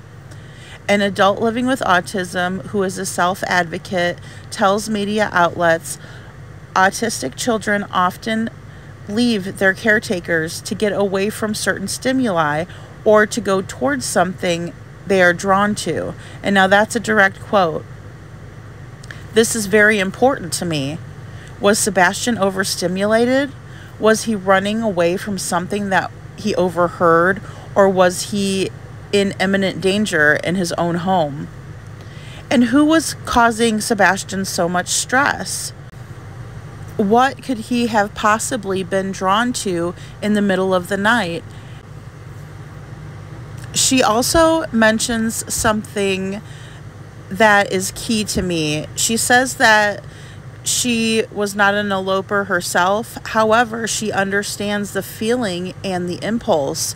So, in other words, she understands what it feels like to be overwhelmed with whatever is around you, to make you feel the impulse to leave a situation urgently and immediately, and quite possibly impulsively. She understands being overstimulated. I believe this is definitely worth looking into. She says she feels very sick and afraid. She wants a good outcome, but there's no guarantee, and I couldn't agree more. It's also reiterated by news outlets that the Proudfoots are cooperating and that there is no evidence of foul play. And there is no evidence to the contrary that Sebastian left his home. The Facebook group Finding Sebastian Rogers asked everyone to wear green for Sebastian. I find it very sad that in the Proudfoot's first interview with Duchess for the Missing on March 3rd, 2024, and in subsequent interviews, the Proudfoots talk about how much hate they are getting, and they fail to shout out to this Facebook group who is encouraging everyone to wear green for Sebastian. That was just 2 days before that interview. You better believe I would know the names of the people who were doing that for my child, and I would definitely have given them love right back. But instead, they played the violin for themselves, trying to garner sympathy for all of the wrong reasons, and they came out angry, defensive, and downright ridiculous, in my opinion. It's absolutely heartbreaking to hear parents talk about how their children are so worried about Sebastian and keep asking if they found him yet. You would think that Katie and Chris would have enough sense to thank people for wearing green for Sebastian, but instead they're using their breath and their voice to spread hatred and to play the victims, which is highly sus if you ask me. I couldn't help think about when I was young and I was watching shows like I told you, Unsolved Mysteries or America's Most Wanted or any of that stuff, even the Lifetime movies. And I would wonder about the people and the kids that were missing out there. It's very scary and it's hard to process. I guess it's just asking a little bit too much compassion for all of these people who are willing to show out and show up for your child. Instead, from day one, Katie and Chris have had an attitude of entitlement when it comes to the search for Sebastian. Let's not forget Katie's comment to news outlets on day 8. She tells media outlets that everyone is great, but they still haven't brought her baby home. And she says it like an entitled, snobby brat, in my opinion. Now, Greenbrier Fire Department joined the search on this day, and they searched a wooded area, which is amazing because, let's face it, this area is suburban and then rural, and it's very dense forests. You would think that they may have given a shout out to Greenbrier Fire Department for helping. Just a thought. Live Love Nashville provided dinner for search crews, and they said that it was for over 100 people. Another cold and wet night closes the 5th day of searching for Sebastian with no clues, no signs of him, not even a scent of him. One of Sebastian's classmates' moms took the day off work to look in creepy barns, as she described them, and chicken coops around the area. I really want to thank her so much for doing that. I know that she probably didn't get very much of a thank you. I sure hope she did, because that was really very sweet of her to take off work to go out and search for Sebastian. It's also the right thing to do. Another development that was shared was that they had drained a pond that was east of Sebastian's home. They said it was unclear why they came back to the area, but I think it was because if we look at the search grids and the maps that we were shown at the press conference, and we can all understand why they might have went back to square one. Day 6. People again show frustration and worry that Sebastian has still not been found. People really thought that he would have been found by now, and I can't lie, I did too at that time. If he did take off, how far could he have gotten with nothing but a flashlight? At this point, there is talk that maybe he got trapped somewhere. One neighbor tells us that the police came and told her that they were going to search her property, and she allowed them to. She actually joined in and helped. News Channel 5 gave instructions on their website on how to directly upload video from trail cams or home surveillance, whatever the public could come up with. On this day, we learned that local investors invested $3,000 collectively as a reward for information about Sebastian's disappearance. Ken Widener, EMA director, spoke with news outlets. He tells them that they are continuing to expand the search. He says they expanded west and now they're expanding north. They also continue to bring in resources like mountainous experts who understand cave systems. They have began searching those caves and they had marked them. City of Gallatin had done all of the storm drains in the area and put cameras down there to make sure Sebastian did not end up in there. He said that they were doing everything that they could at the time and they needed to expand. He assured us that they were doing everything they could to locate him, and I do believe him when he says that. He said that they've gone into the city of Hendersonville and then to some not so urban areas. They've also been all the way to the lake, searching all of the streams and tributaries. I have a lot of respect for Ken. He has been in law enforcement for 43 years. He talks about how it's difficult to track all of these searches, especially if they don't have the devices that are tracking the steps. So he said that even though he appreciates everything everyone wants to do and how they're helping out, it's something that they do need to make sure that they can manage. And so that puts that into perspective more, and it's telling people that even though they appreciate them wanting to help, it may cause them to have to work double or search certain areas. But as a civilian, I can't help but think that it's the more the merrier, and if you search twice, it's a second set of eyes. But as I said before, I know they have their reasons.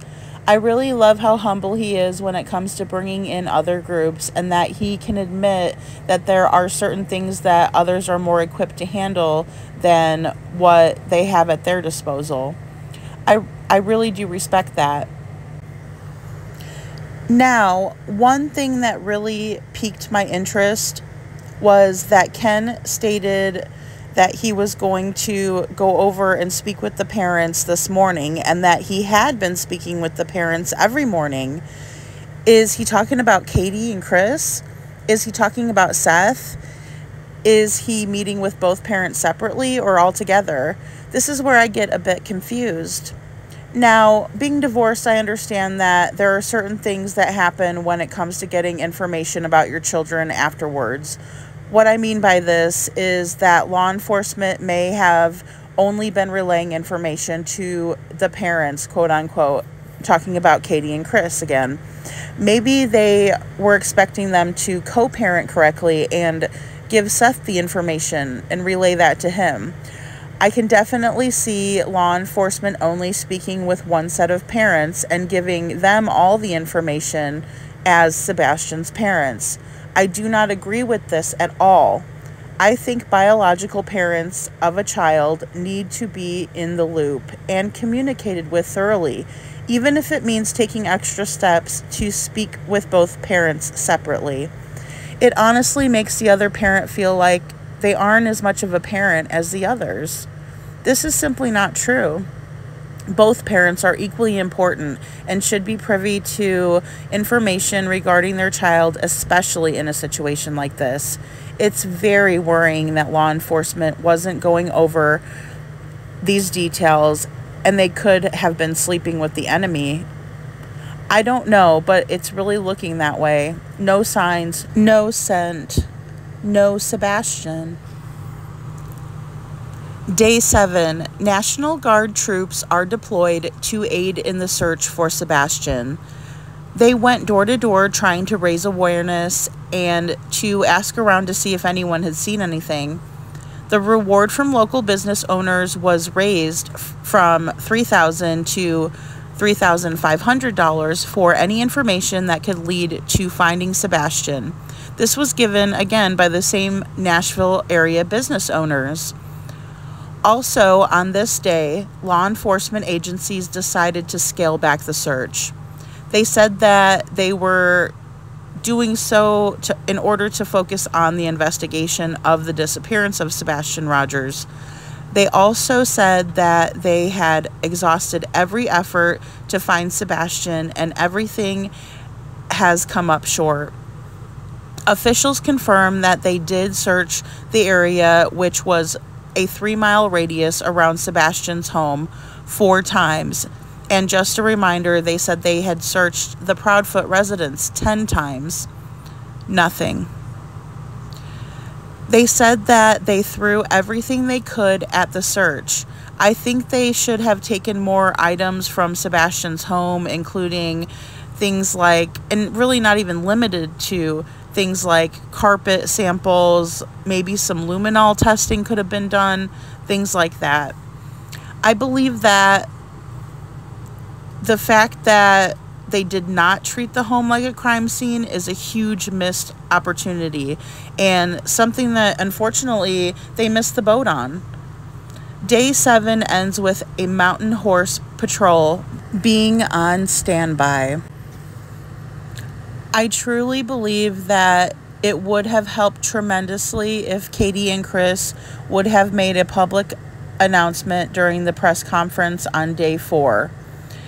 It would have eliminated a lot of misinformation and confusion, but they didn't want anyone at their house. They didn't want anyone asking them questions, and in my opinion, I think they had the call about the addresses being given out and being made public because they didn't want people showing up like people did for the dirty laundries or for Leilani Simon, for example.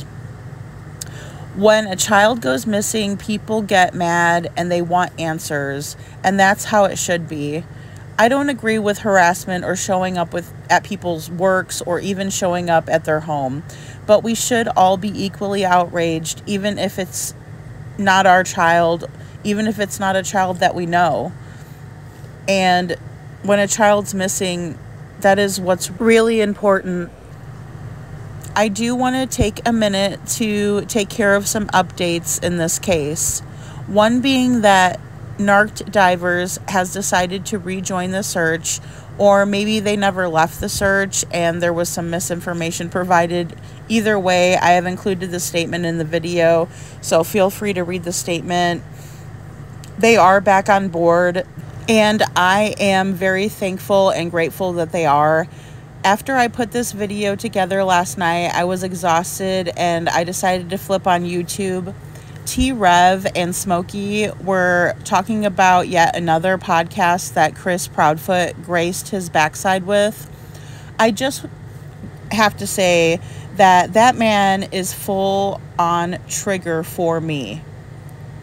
He went out there guns a-blazing, panties in a twist, and in full narcissistic rage. He was clapping again, he was lying. Because his lips were moving, so we know he was lying, allegedly. One thing about a narcissist is that they love attention. They want to be the topic of conversation, all eyes on me, and my point of view is the only one that matters, and I'm the smartest one here. They often dominate conversations, can be very charming when they want to be, and should you choose to disagree with their point of view, they will let you have it. What's the most amazing thing to me about a narcissist is the ability to bring everyone in the room down to their level. They do this by either guilt, shame, or rage. They will try and gaslight you until you see it their way, and it's always their way or the highway. Unfortunately, there is no common ground or meeting in the middle, no matter what they tell you. First rule in dealing with a narcissist is don't call them out. Second rule in dealing with a narcissist is don't show them your weakness or give them any of your weaknesses because it will be used against you. Third is to set clear and firm boundaries with them. This is going to take a lot of placating, stroking their ego, and making them feel better about themselves. Placate, agree, stroke ego, rinse, repeat. Very best advice that I can give anyone who is dealing with a personality like Chris, and who I wish I had access to when I was in my divorce with my daughter growing up and dealing with her narcissistic father regularly, and then in family court systems with the narcissist. I really recommend checking out Rebecca Zung Esquire. She's a lawyer and a narcissist negotiator. She has information and advice that is the best around when it comes to the legal system, and I highly recommend anyone who is dealing with a narcissist to check her out, especially if you're dealing with family court issues. Dr. Romani is an amazing source as well. She will help you identify these toxic personality traits, validate them for you, and help you heal mentally to be strong enough to deal with these toxic personalities. And last but certainly not least, my man Lee Hammock. He is a self-aware narcissist who literally will blow your mind when he lets you know that the narcissist knows exactly what they're doing every time they gaslight you, try to manipulate you, or try and break you down. I highly encourage Seth to spend some time listening to these three narcissistic experts. If only I knew then what I know now, and it's all the thanks to these three. I'm so sorry that Seth has to deal with packs when it comes to people who can't be trusted. I was very impressed by the way that Chris was handled on the panel, I must say that. In the next episode, we're going to go over the Proudfoot's first interview, which is with Duchess for the Missing on her podcast.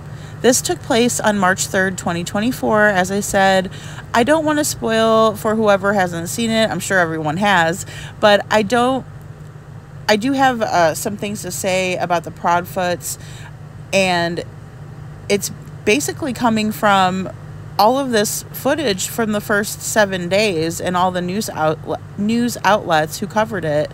I do want to say now that the Proudfoots did not thank anyone for anything that they had done in the interview.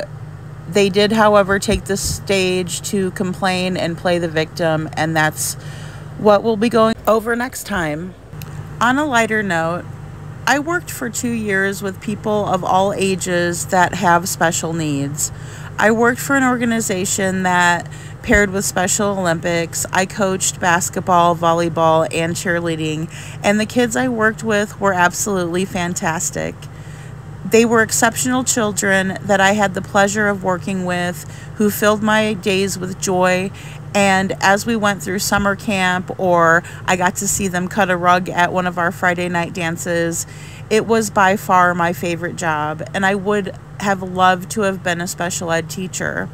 I have always had such a love for people, big and little, but there is something truly special about working with people who have special needs.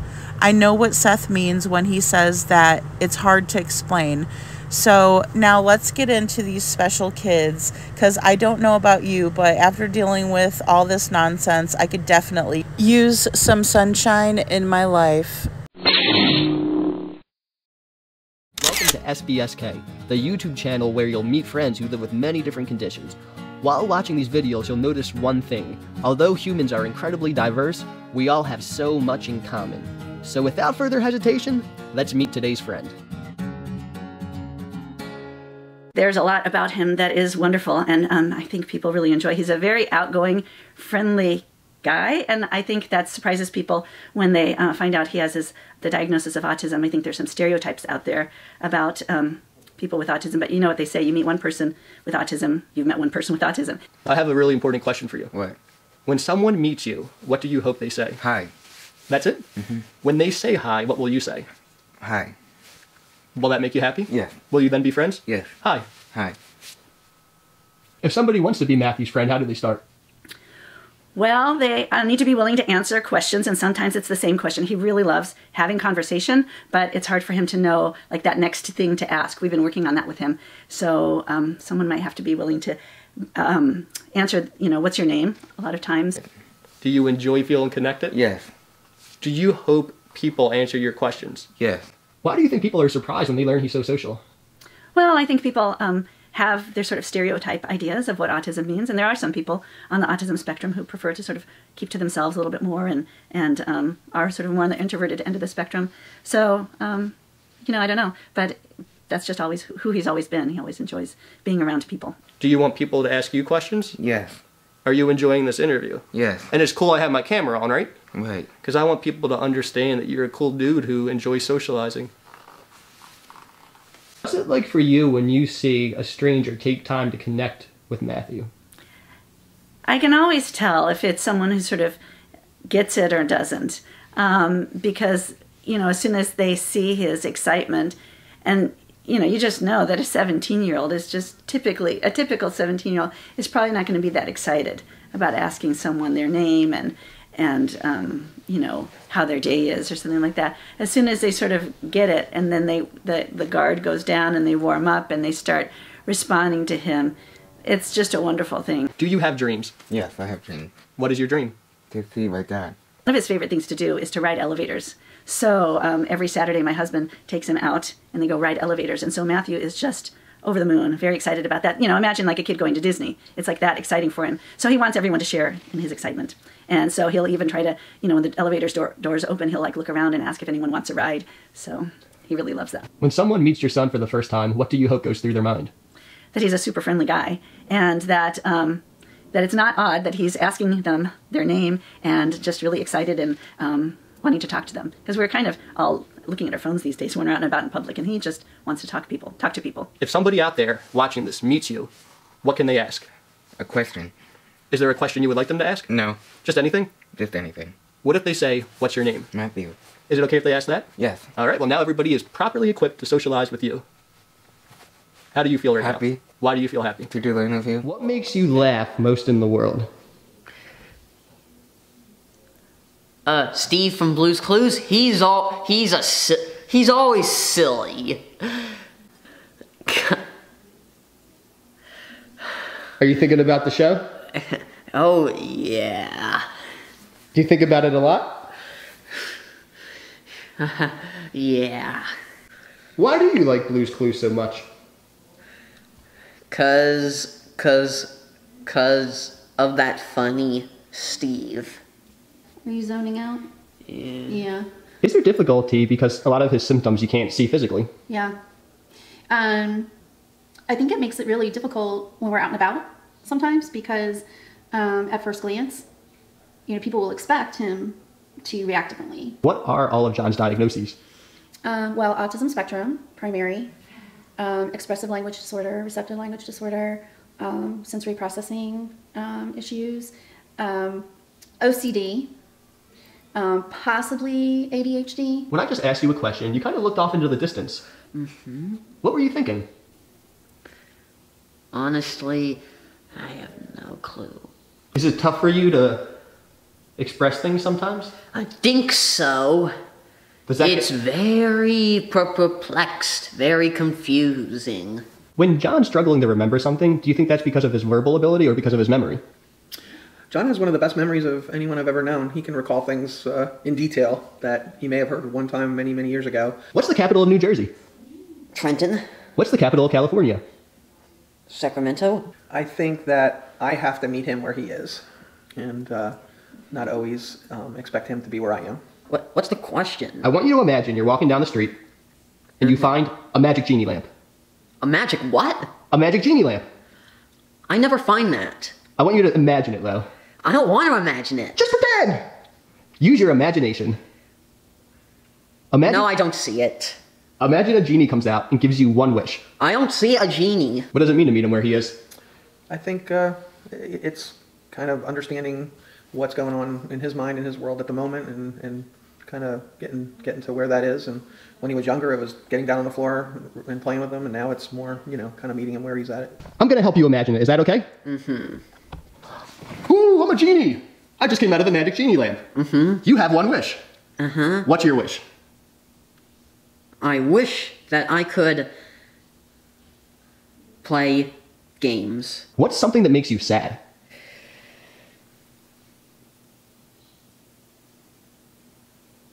What makes me sad is that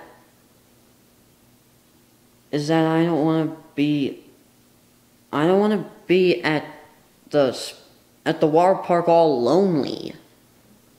Do you feel lonely at the water park sometimes? Well, yeah. Do you wish you had more friends to play with? Yeah. Say, I really need friends, Mom. I really need friends, Mom. But then, and I've talked to him about this, but then when he's presented with that opportunity, I do my best to create situations where, he can go with a group of kids and have, a social outing. He just still wants to go off by himself. Do you enjoy having a conversation with your new friends? Yeah. What kind of things do you hope a new friend talks to you about? I don't even know. Is that a tough one? Tough, indeed. What's the best way to introduce yourself to someone? Ask them their names, where do you go to school, how old are they, what grade are they in.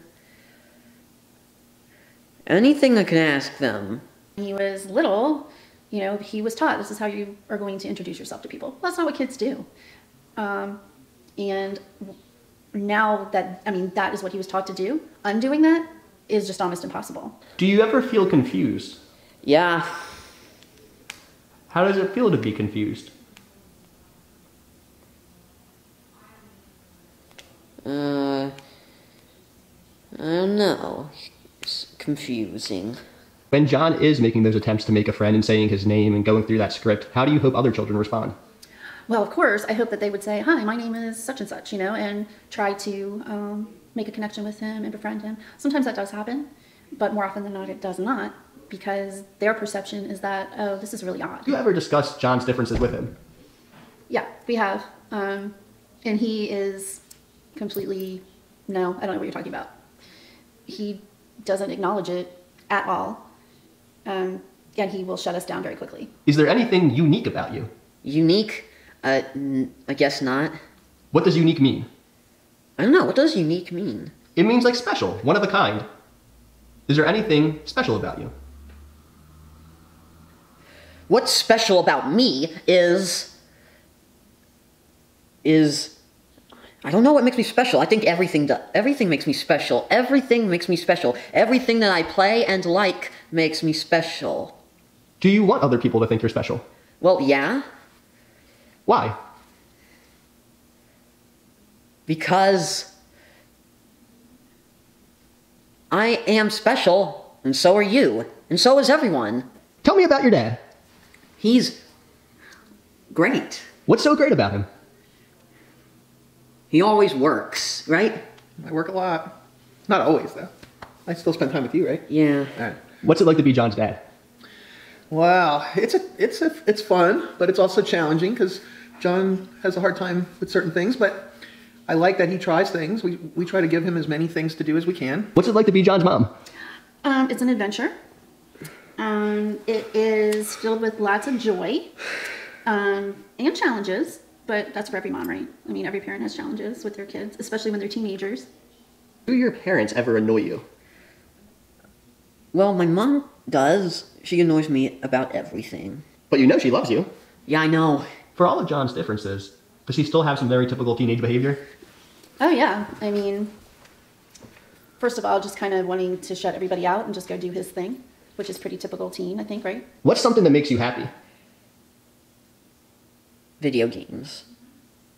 Why do you love video games? Video games are super swell. What I really wish people would understand the most about him is that if you want to have a relationship with him, you have to put in the time. It's just not going to happen, poof, I was your teacher for 4 years.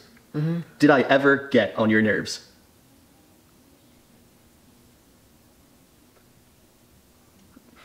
No. Did I ever annoy you? No, not at all. He really, really wants to have friends. He really wants to make connections with people. And even if it seems like he doesn't, because quite often it seems like he doesn't, that's just a manifestation of his diagnosis. You know, he's not sure what to do. He's not sure what steps to take to really make a connection with someone. What do you want to be when you become an adult? Well, I want to grow up to be like you. Like me? Yeah, because you're a teacher. I want to grow up to be one. What do you think it's going to be like to be an adult? Well, to know everything about being you. Do you think when you're an adult you know everything? Yeah, adults know everything. I guess I do know everything. Yeah. Is there anything you want to know? I can teach you anything. Well, no, I guess not. But I could teach you anything. You can, but I think you already did. When I was your teacher before? Yeah. That was some good times. Yeah, good times, good times. He's just very literal and can be very matter-of-fact about, you know, very important topics. Hey, look at us. It's like two old friends hanging out together. We are not friends. You're my teacher. Am I still your teacher? You're my old teacher. Well, if I'm not your teacher anymore, that means we can be friends now. Pound it. No, you're still my old teacher. Pound. Boom. Ba-la-la-la. Ba-la-la-la. Huh. Now we're getting it. And even when you do explain it to him, he just won't even accept it sometimes because he can't understand it. He can't see it. No. What? I just my old teacher. But teachers can be friends. What? What? No, they can't, can they? Teachers are only adults? Yes. Do you want friends your own age? I do. If someone's backing away from him, he can't pick up that they're not receptive. You know, in his mind, oh, I'm a nice person. He'll say, I'm a nice person. I'm a nice boy, Mom. You know, and I'm like, of course you are. I know you are. Is that heartbreaking for you to witness? It's really hard because he is a nice boy. But I also know that the reality in life for anyone is that not everyone is going to accept you. If you could say something to the world, what would you say? That I'm awesome. What makes you awesome? Everything makes me awesome. Fortunately for Jonathan, he's very positive. And I really have to hand it to him. Like, he's just really confident. Are you proud to be John's dad? Very much, very much. Wouldn't have it any other way. I am so pleased that the young man that he's become, and I'm looking forward to seeing the man he will become in a few years. He requires an investment in time and effort. And that, I think, is sometimes the hardest thing for people to understand, because putting myself in other people's shoes, we all want to be accepted the way we are too, right? And when you're reaching out to someone and you're trying to get them to make a connection with you and they don't, it can be hurtful. But you can't, with Jonathan, or in a lot of kids like him, you can't take that personally. What's your favorite thing to do in the world? My favorite thing to do in the world is...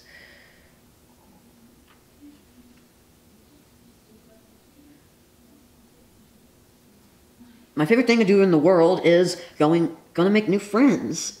I love making new friends too. Yeah. And I'm so glad I'm your friend. Right? Uh-huh. You just said I'm your friend. What? You just said it. No, I just said uh-huh. We're friends then. Hey, how... Actually, I meant no. Oh.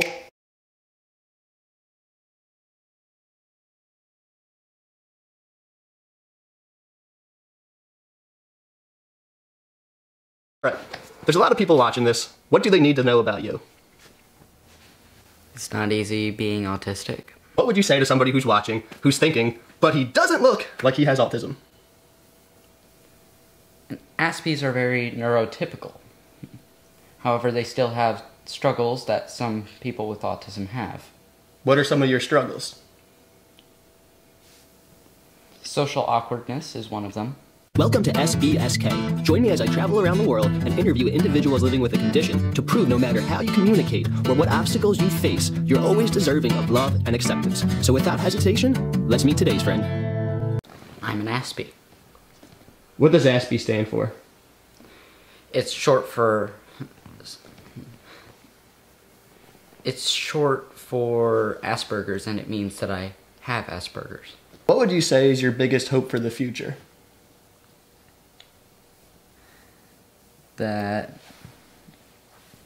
I may end up living a normal, or at least mostly normal life. What do you consider a normal life? Being able to interact with people and not really seem all that strange. He loves puns to the point where it's painful. You could say it's quite pungent. Yes, yes. So, I mean, there's times that we have to limit him to 4 puns a day or 3 puns a day, just so we can survive and keep our sanity. Did you hear about how popular graveyards are? No. I hear people are just dying to get in there. What's your biggest fear in life? Being perceived as strange or not really fitting in. Because sometimes fitting in with the crowd is nice, and you don't really have to worry about people making fun of you. What's the most important thing for the world to understand about autism? That even though people are autistic and they might not understand some things, they're still people. They still need attention. They're still living beings, just like you and pretty much everybody else out there. Have you went to school to learn things like eye contact and social interaction? I have gone to a social skills for that kind of stuff. What is social skills? Social skills is a program where it's camp and we go in and discuss different things such as eye contact, emotions, different ways to calm down. What have you learned in that camp? I have learned how to be a good sport when playing games and how to have empathy for people. What is the thing that confuses you most about humans as a whole? Why we're so worried about different things that don't even really matter. Such as, for a big part, what we look like. Why doesn't that matter? Because it's on the inside. That's what matters. It's not really what's on the outside. Easy for a handsome guy like you to say. I'm just joking, I agree with you. But you picked up on that, right? How could you tell? How could I tell what? That I was joking. Because of the fact that you were just like... Is that something you learned in the social skills class? Yeah, usually people, they can't keep a straight face when they're joking. We're sitting here, 2 dudes having a conversation. You're exhibiting great social skills, looking me in the eyes. You speak, I speak, we're taking turns. Is this something you learned to do? The eye contact, yes, but the speaking, I kind of picked that up on my own. So when you were taught eye contact, what did they teach you? How did they teach you it?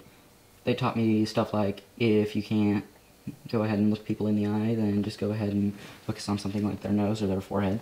So right now, are you secretly looking me in the nose? No. You're looking me in the eyes? At first, I was kind of hard to do stuff. Then I started looking people in the nose. Then I looked people in the eyes. At first, why was it hard for you to look people in the eyes? It seemed kind of awkward to go ahead and look people in the eyes, but it's not as strange now because I've done it so much. Do you feel like you're being forced to do something you really don't want to do, though? No, it doesn't feel like that. So after you got exposed to it, you're okay with making the eye contact and keeping it? Yes. Part of the struggle is, one, when you have that diagnosis, people around you don't understand it. We didn't understand it for quite a while. And you'd say something and you're speaking one language, he's hearing a different language, and there's just this total disconnect. It's kind of weird because you're sitting there and then all of a sudden you're not even in the room anymore. You're out in the clouds. It's like your mind has left your head. Is it a good thing or a bad thing? It can be both, because sometimes you're daydreaming and you want to still pay attention to stuff like schoolwork, but you're lost in this other world, so it might take a few attempts to get you back. So They just look at him like either he's a brat or what's wrong with him, and there's no understanding when you have someone that looks normal and then it's not necessarily acting the way that you think that they should. Sometimes I get so lost in the daydream that I don't even, like I space out, I don't even notice the stuff in front of me anymore. It's like if I'm looking up there, I can see pretty much with my own eyes what I am daydreaming about. How do you differentiate being weird and being unique? Is it good to be unique? It is good to be unique. Is it good to be weird? No. What's the difference between weird and unique? Unique is where you are special. Being weird is what makes people not want to hang out with you. Have you ever been made fun of? I have been made fun of before. Is it okay if I ask you questions about that? You can say yes or no, whatever you're comfortable with. Yes, that's fine. What did people say? They said stuff like, oh look, it's Garrett the Carrot, or Garrett the Ferret. Was it really the words they said, or the meaning behind it that hurt you? A little bit of both. What was the meaning behind it? The meaning behind it was, in a way, I was kind of not normal. Do you enjoy having the opportunity to express your thoughts and opinions? It's kind of weird, but it's nice to be able to express them. Why is it weird? Because it's not something that I've done a whole lot. How do you feel as you express yourself? Like there's this weight that's taken off my shoulders. It's like I'm telling people how I feel. This needs to be known. He'll tell you everything that you ever wanted to know and more about any Pokemon character that you could ask. Or probably any Mario game. Why do you like video games so much? To me, they're easy to understand. And they're very fun. Do you enjoy the escape from reality? Yes, because it's like a whole nother world where I can just immerse myself and have fun in a way that I couldn't in real life. Do you feel like when you're in the other world, your anxieties and pressures from the real world kind of dissipate and fade away? Yeah, because I'm watching myself controlling people such as Link or Kirby, and it doesn't feel like I'm in the real world going ahead and dealing with those things. Do you feel like you have more control in video games than you do in your actual life? Yes. How does that feel? It feels good to be more in control because as a kid, there are some things that we just don't have control over. Does your sister put you at ease in a way that it's hard for other people to do? Yes, she puts me at ease in a different way than most people. Why is that? It may just be how cute she is. Or maybe the fact that sometimes she just does stuff that makes everybody laugh. If you had a choice, would you change anything about who you are?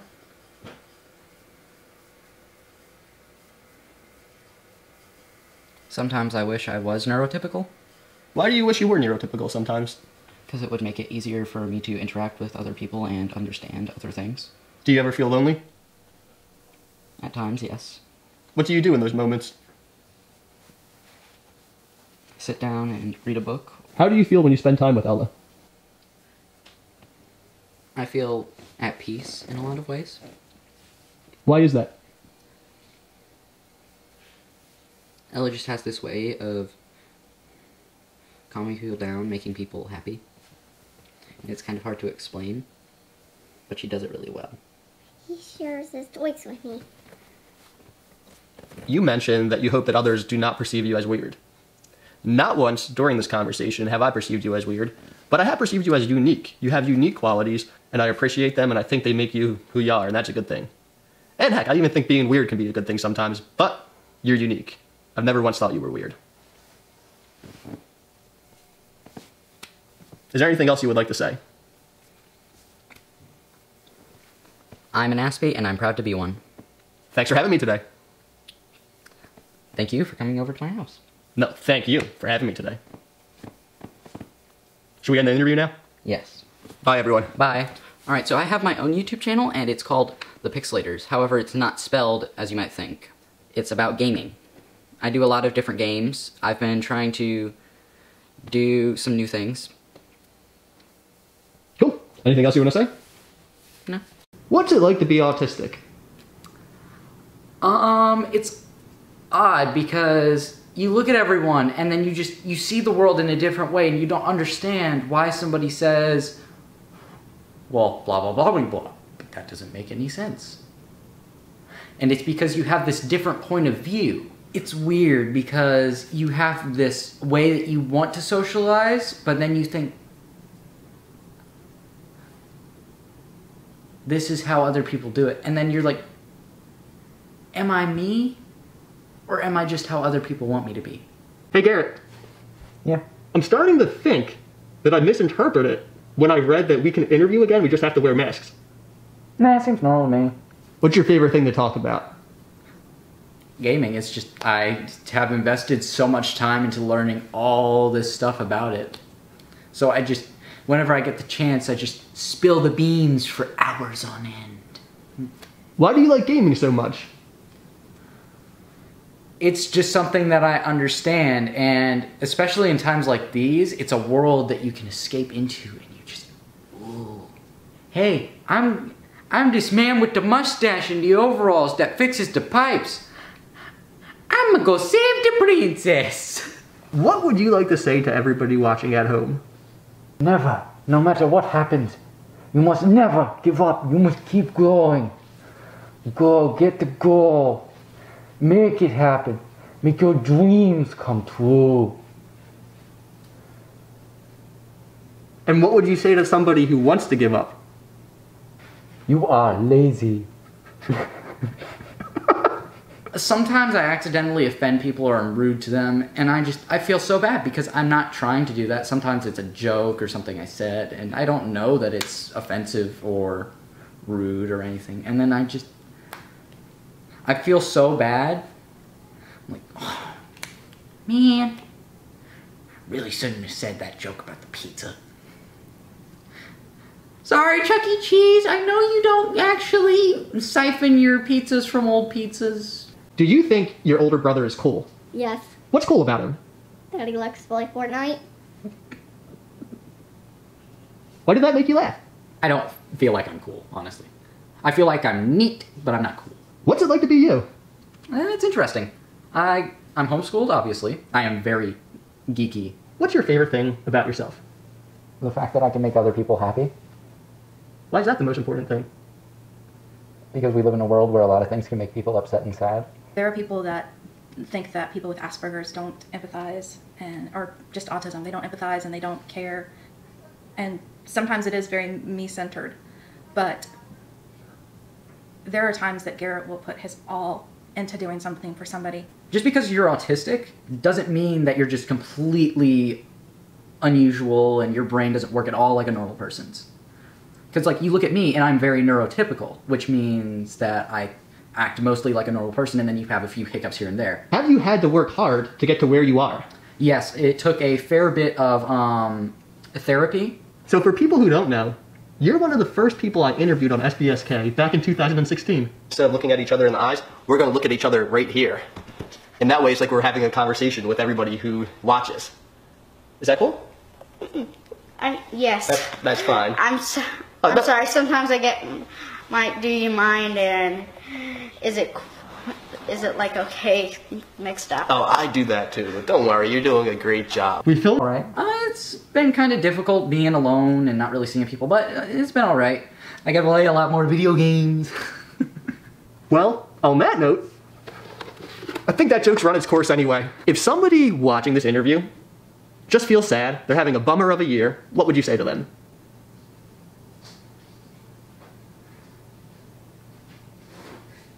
You need some funny memes in your life, or else you'll get the big sad.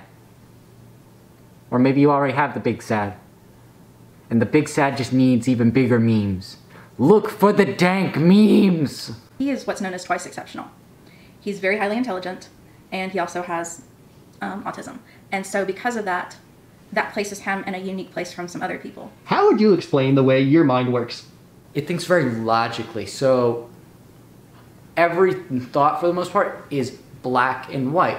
There's not really much gray area in between. Garrett, I noticed that when your mom talks, you listen to her very intensely. Do you care about what she has to say?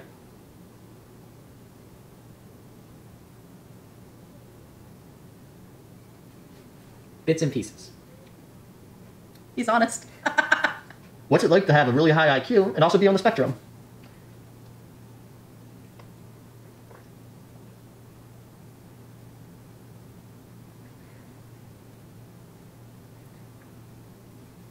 It's an interesting ground to be standing on. Because you're super intelligent and then sometimes you just feel like you don't know anything. Over the years, we have had even family members ask us, are you sure that he's autistic? There are so many people out there that just treat autism as a joke, like, hey, look at me, I'm autistic, therefore I'm very stupid. That's just not right at all. very rude, in fact, because it's like they're making fun of people for choosing to be autistic or something like that, when they have no real way of having chosen that at all. They're born with it. What's the most important thing your dad's taught you? He's taught me a lot about plumbing. Do you have an interest in plumbing? No, he was just the son of a plumber, and he's teaching me life skills. I know how to unclog a drain! What are you most proud of your sister for? She is above average for her age in multiple ways. One of those is the way she plays video games, for instance. Do you parent Garrett the same way you do your daughter? No, you can't. No two people are alike. I'm a supervisor for a delivery company, and whether I have 25 employees that are working for me or I have 60 employees that are working for me, I can't treat each individual the same way. There's going to be some basic things that are the same and universal, and you have to do it across the board in order to have uniformity and not have favoritism. But the way you deal individually with a person, you have to be able to interact with that person in a way that reaches them. Some good stuff has come out of this year.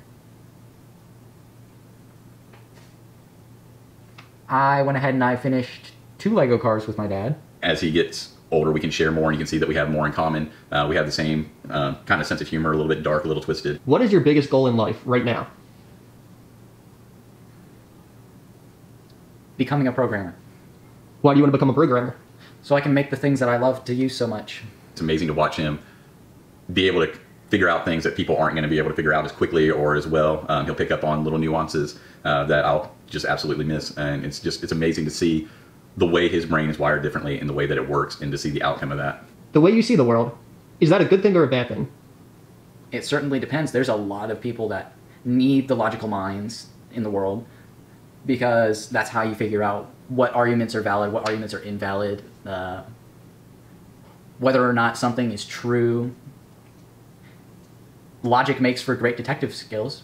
What's the most important thing you hope to teach your sister? She should not give up unless she has tried her hardest. And that goes for a lot of people.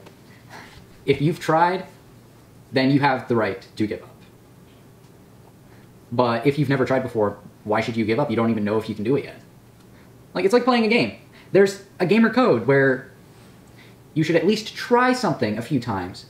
Really try, and then you go ahead and look it up. Oh, I don't know where the 4th puzzle piece is in my Mario Luigi game. Whip out to Google's, because I looked for 5 hours. Ah, there it is. Now I can have more fun. Do you always know what your brother's talking about? No, not always. And some of that comes with age. What do you think when he confuses you sometimes? Like, I don't know what he's talking about. Do you still love him? Yes. Does your dad have any unethical video game behavior? As far as I can think, no. So he lives by the code of honor? No, he doesn't Google something until he tries. What are some other video game code of honor rules that I should know about? If you're trolling somebody, you need to stop at some point. There are some people out there who try to just absolutely trash everyone else for no reason. At least he has passion about something. And if you have passion about something, then hopefully that'll either transition into something that he can build a career on, or he'll be able to find another thing that he can build a career on that he can get passionate about as well. And that'll make all the difference in the world when you're working, if you have passion for your work. I fear that I may not be ready yet when I become an adult to be an adult. Why do you think you might not be ready? I may not be able to get a job and provide for myself yet. That's a fear that I had. And to be honest, I'm 31 years old today. I still don't feel like an adult, and I've found out how to provide for myself. It's often the people who don't know what they're doing who find what they're supposed to be doing.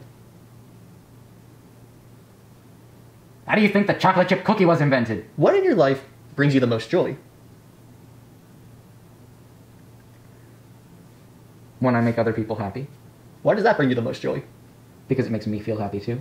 When I grow up, I really hope that I'm not just like him, because being just like him, that would be really weird. But a lot like him. What's it like for you to hear that? It feels really good. It's especially when you have a teenager. If you have a teenager that says, hey, I still want to be like my parent, it lets you know that you have a great relationship with them, that you're doing something right, and you haven't lost them. At least not yet. We've been doing these interviews for 4 years now. I feel like we're friends at this point. You've got a friend in me. You've got a friend in me. Some of the folks might be a little bit smarter than I am. Bigger and stronger too. They'll never love you the way I do. It's true. I noticed this year you seem much more confident expressing yourself. A lot of that comes from doing my YouTube channel, and essentially the YouTube channel is just me talking to a bunch of strangers, but they're all my friends, kinda. I don't know. Take a moment and plug your YouTube channel. It is The Pixelators, and you want to look for the one with 13.1k subscribers.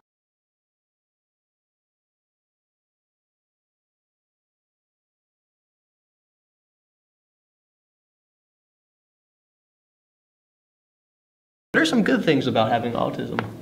Some good things are, well, I'll just say this. Different can sometimes be good. How so? Well, everyone would find it boring if everyone was just the same. Ted's a really cool kid. We have a lot of fun, and he makes us laugh, and he has a really good heart. He cares about other people. I noticed you have a bruise on your eye. How'd you get that? Oh, I had a problem at school yesterday. I really don't want to talk about it, though. That's okay. Could you tell me one thing about it? Well, I got punched pretty hard. Are you okay? Yes, I'm taking a break today to come do this. Sometimes in life, things like that happen. I call them obstacles. Yes. And the thing about an obstacle is once you overcome an obstacle, you're even stronger on the other side. So sometimes obstacles happen for no reason, and sometimes you don't even deserve them. But remember, if you can overcome that obstacle, you're going to be even stronger after you climb over it. We're taking a ball from him or something, and he took it back, and then, yeah, like 3 or 4 punches right in the head, and it was really scary. I mean, you know, he doesn't always understand when kids are playing and when they're serious and when things can get out of hand, and that's really scary to me because I can't be there all the time. He's 15. I have to give him some freedom now. What do you want to say to the person who punched you? That I didn't deserve it, and it was an obstacle, and I hope you can work on not trying to punch people. If you could communicate one message about Teddy to the world, what would it be? Give him a chance, get to know him. He's an amazing kid. He may not be just like you or me or the other kids you know, but he's got a lot to offer. I would be so bored if everyone was the same. Me too. Good thing that life has many flavors. You have vanilla, you have chocolate, there's even some cookie dough. Strawberry. Rainbow? Yep. Rocky Road? Yep. Nuts. Nuts! This guy! Oh. Thank you for watching. If you'd like to meet people who live with the condition from all over the world and learn how to better connect with the people around you, take a moment and subscribe. Okay guys, here I am again, just popping in one last time to go over what we just watched, and it's going to be really brief. I mean, these kids speak for themselves. They're very awesome. So Mr. Chris, actually, oddly enough, is Chris Ulmer, and he has been doing special books by special kids. I believe it's been about 10 years now, and he started out as a school teacher, and he started interviewing his kiddos after school and started a YouTube page. He did go through some kinds of turmoil in terms of his comments being turned off because, of course, protecting kids. I completely understand it, but anyway, he has done such a great job. He has the sweetest girlfriend in the world. He and his girlfriend Alyssa run this YouTube page. So in these videos by Special Books by Special Kids, we got a chance to get to know 4 new friends, as they would say on the channel.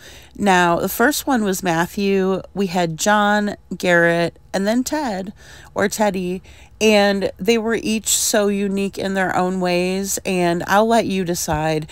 I mean, you can come up with whatever you think about these awesome kiddos, and maybe it can give you a little bit more insight into what Sebastian may have been going through. You can definitely see a struggle when you look at these children and see how they form friendships, how they were taught in their therapies to interact with others, and I think it's very telling. I hope you enjoyed it. It really makes me smile. One last bit of housekeeping that I want to do, and I hate to ruin this wonderful mood, but I forgot to mention it earlier. So, and I really want to get this posted for everyone. So there was another candlelight vigil. It was a Light the Path in Green event for Sebastian, and there was a wonderful turnout. It was gorgeous. Those pictures were from the gathering, and I really think it was a beautiful sentiment to light the path and have 2 minutes and 26 seconds of silence for Sebastian. It's well deserved. Katie and Chris did not show up to this, and you're seeing the message here from Smiley also confirming that she's tried to reach out and has no feedback or no response from Chris about the yard signs. I'm not going to harp on that anymore. I think I've shown enough evidence, and everyone can make up their own opinions and minds about that.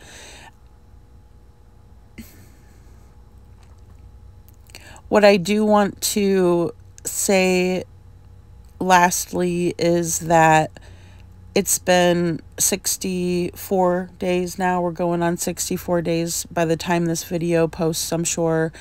And Sebastian's nowhere to be found. We don't have clues. We don't have anything. And it's super frustrating. And I'm praying every day. But from what we've seen in recent developments, Chris is not playing nice, and he's not going to, unfortunately.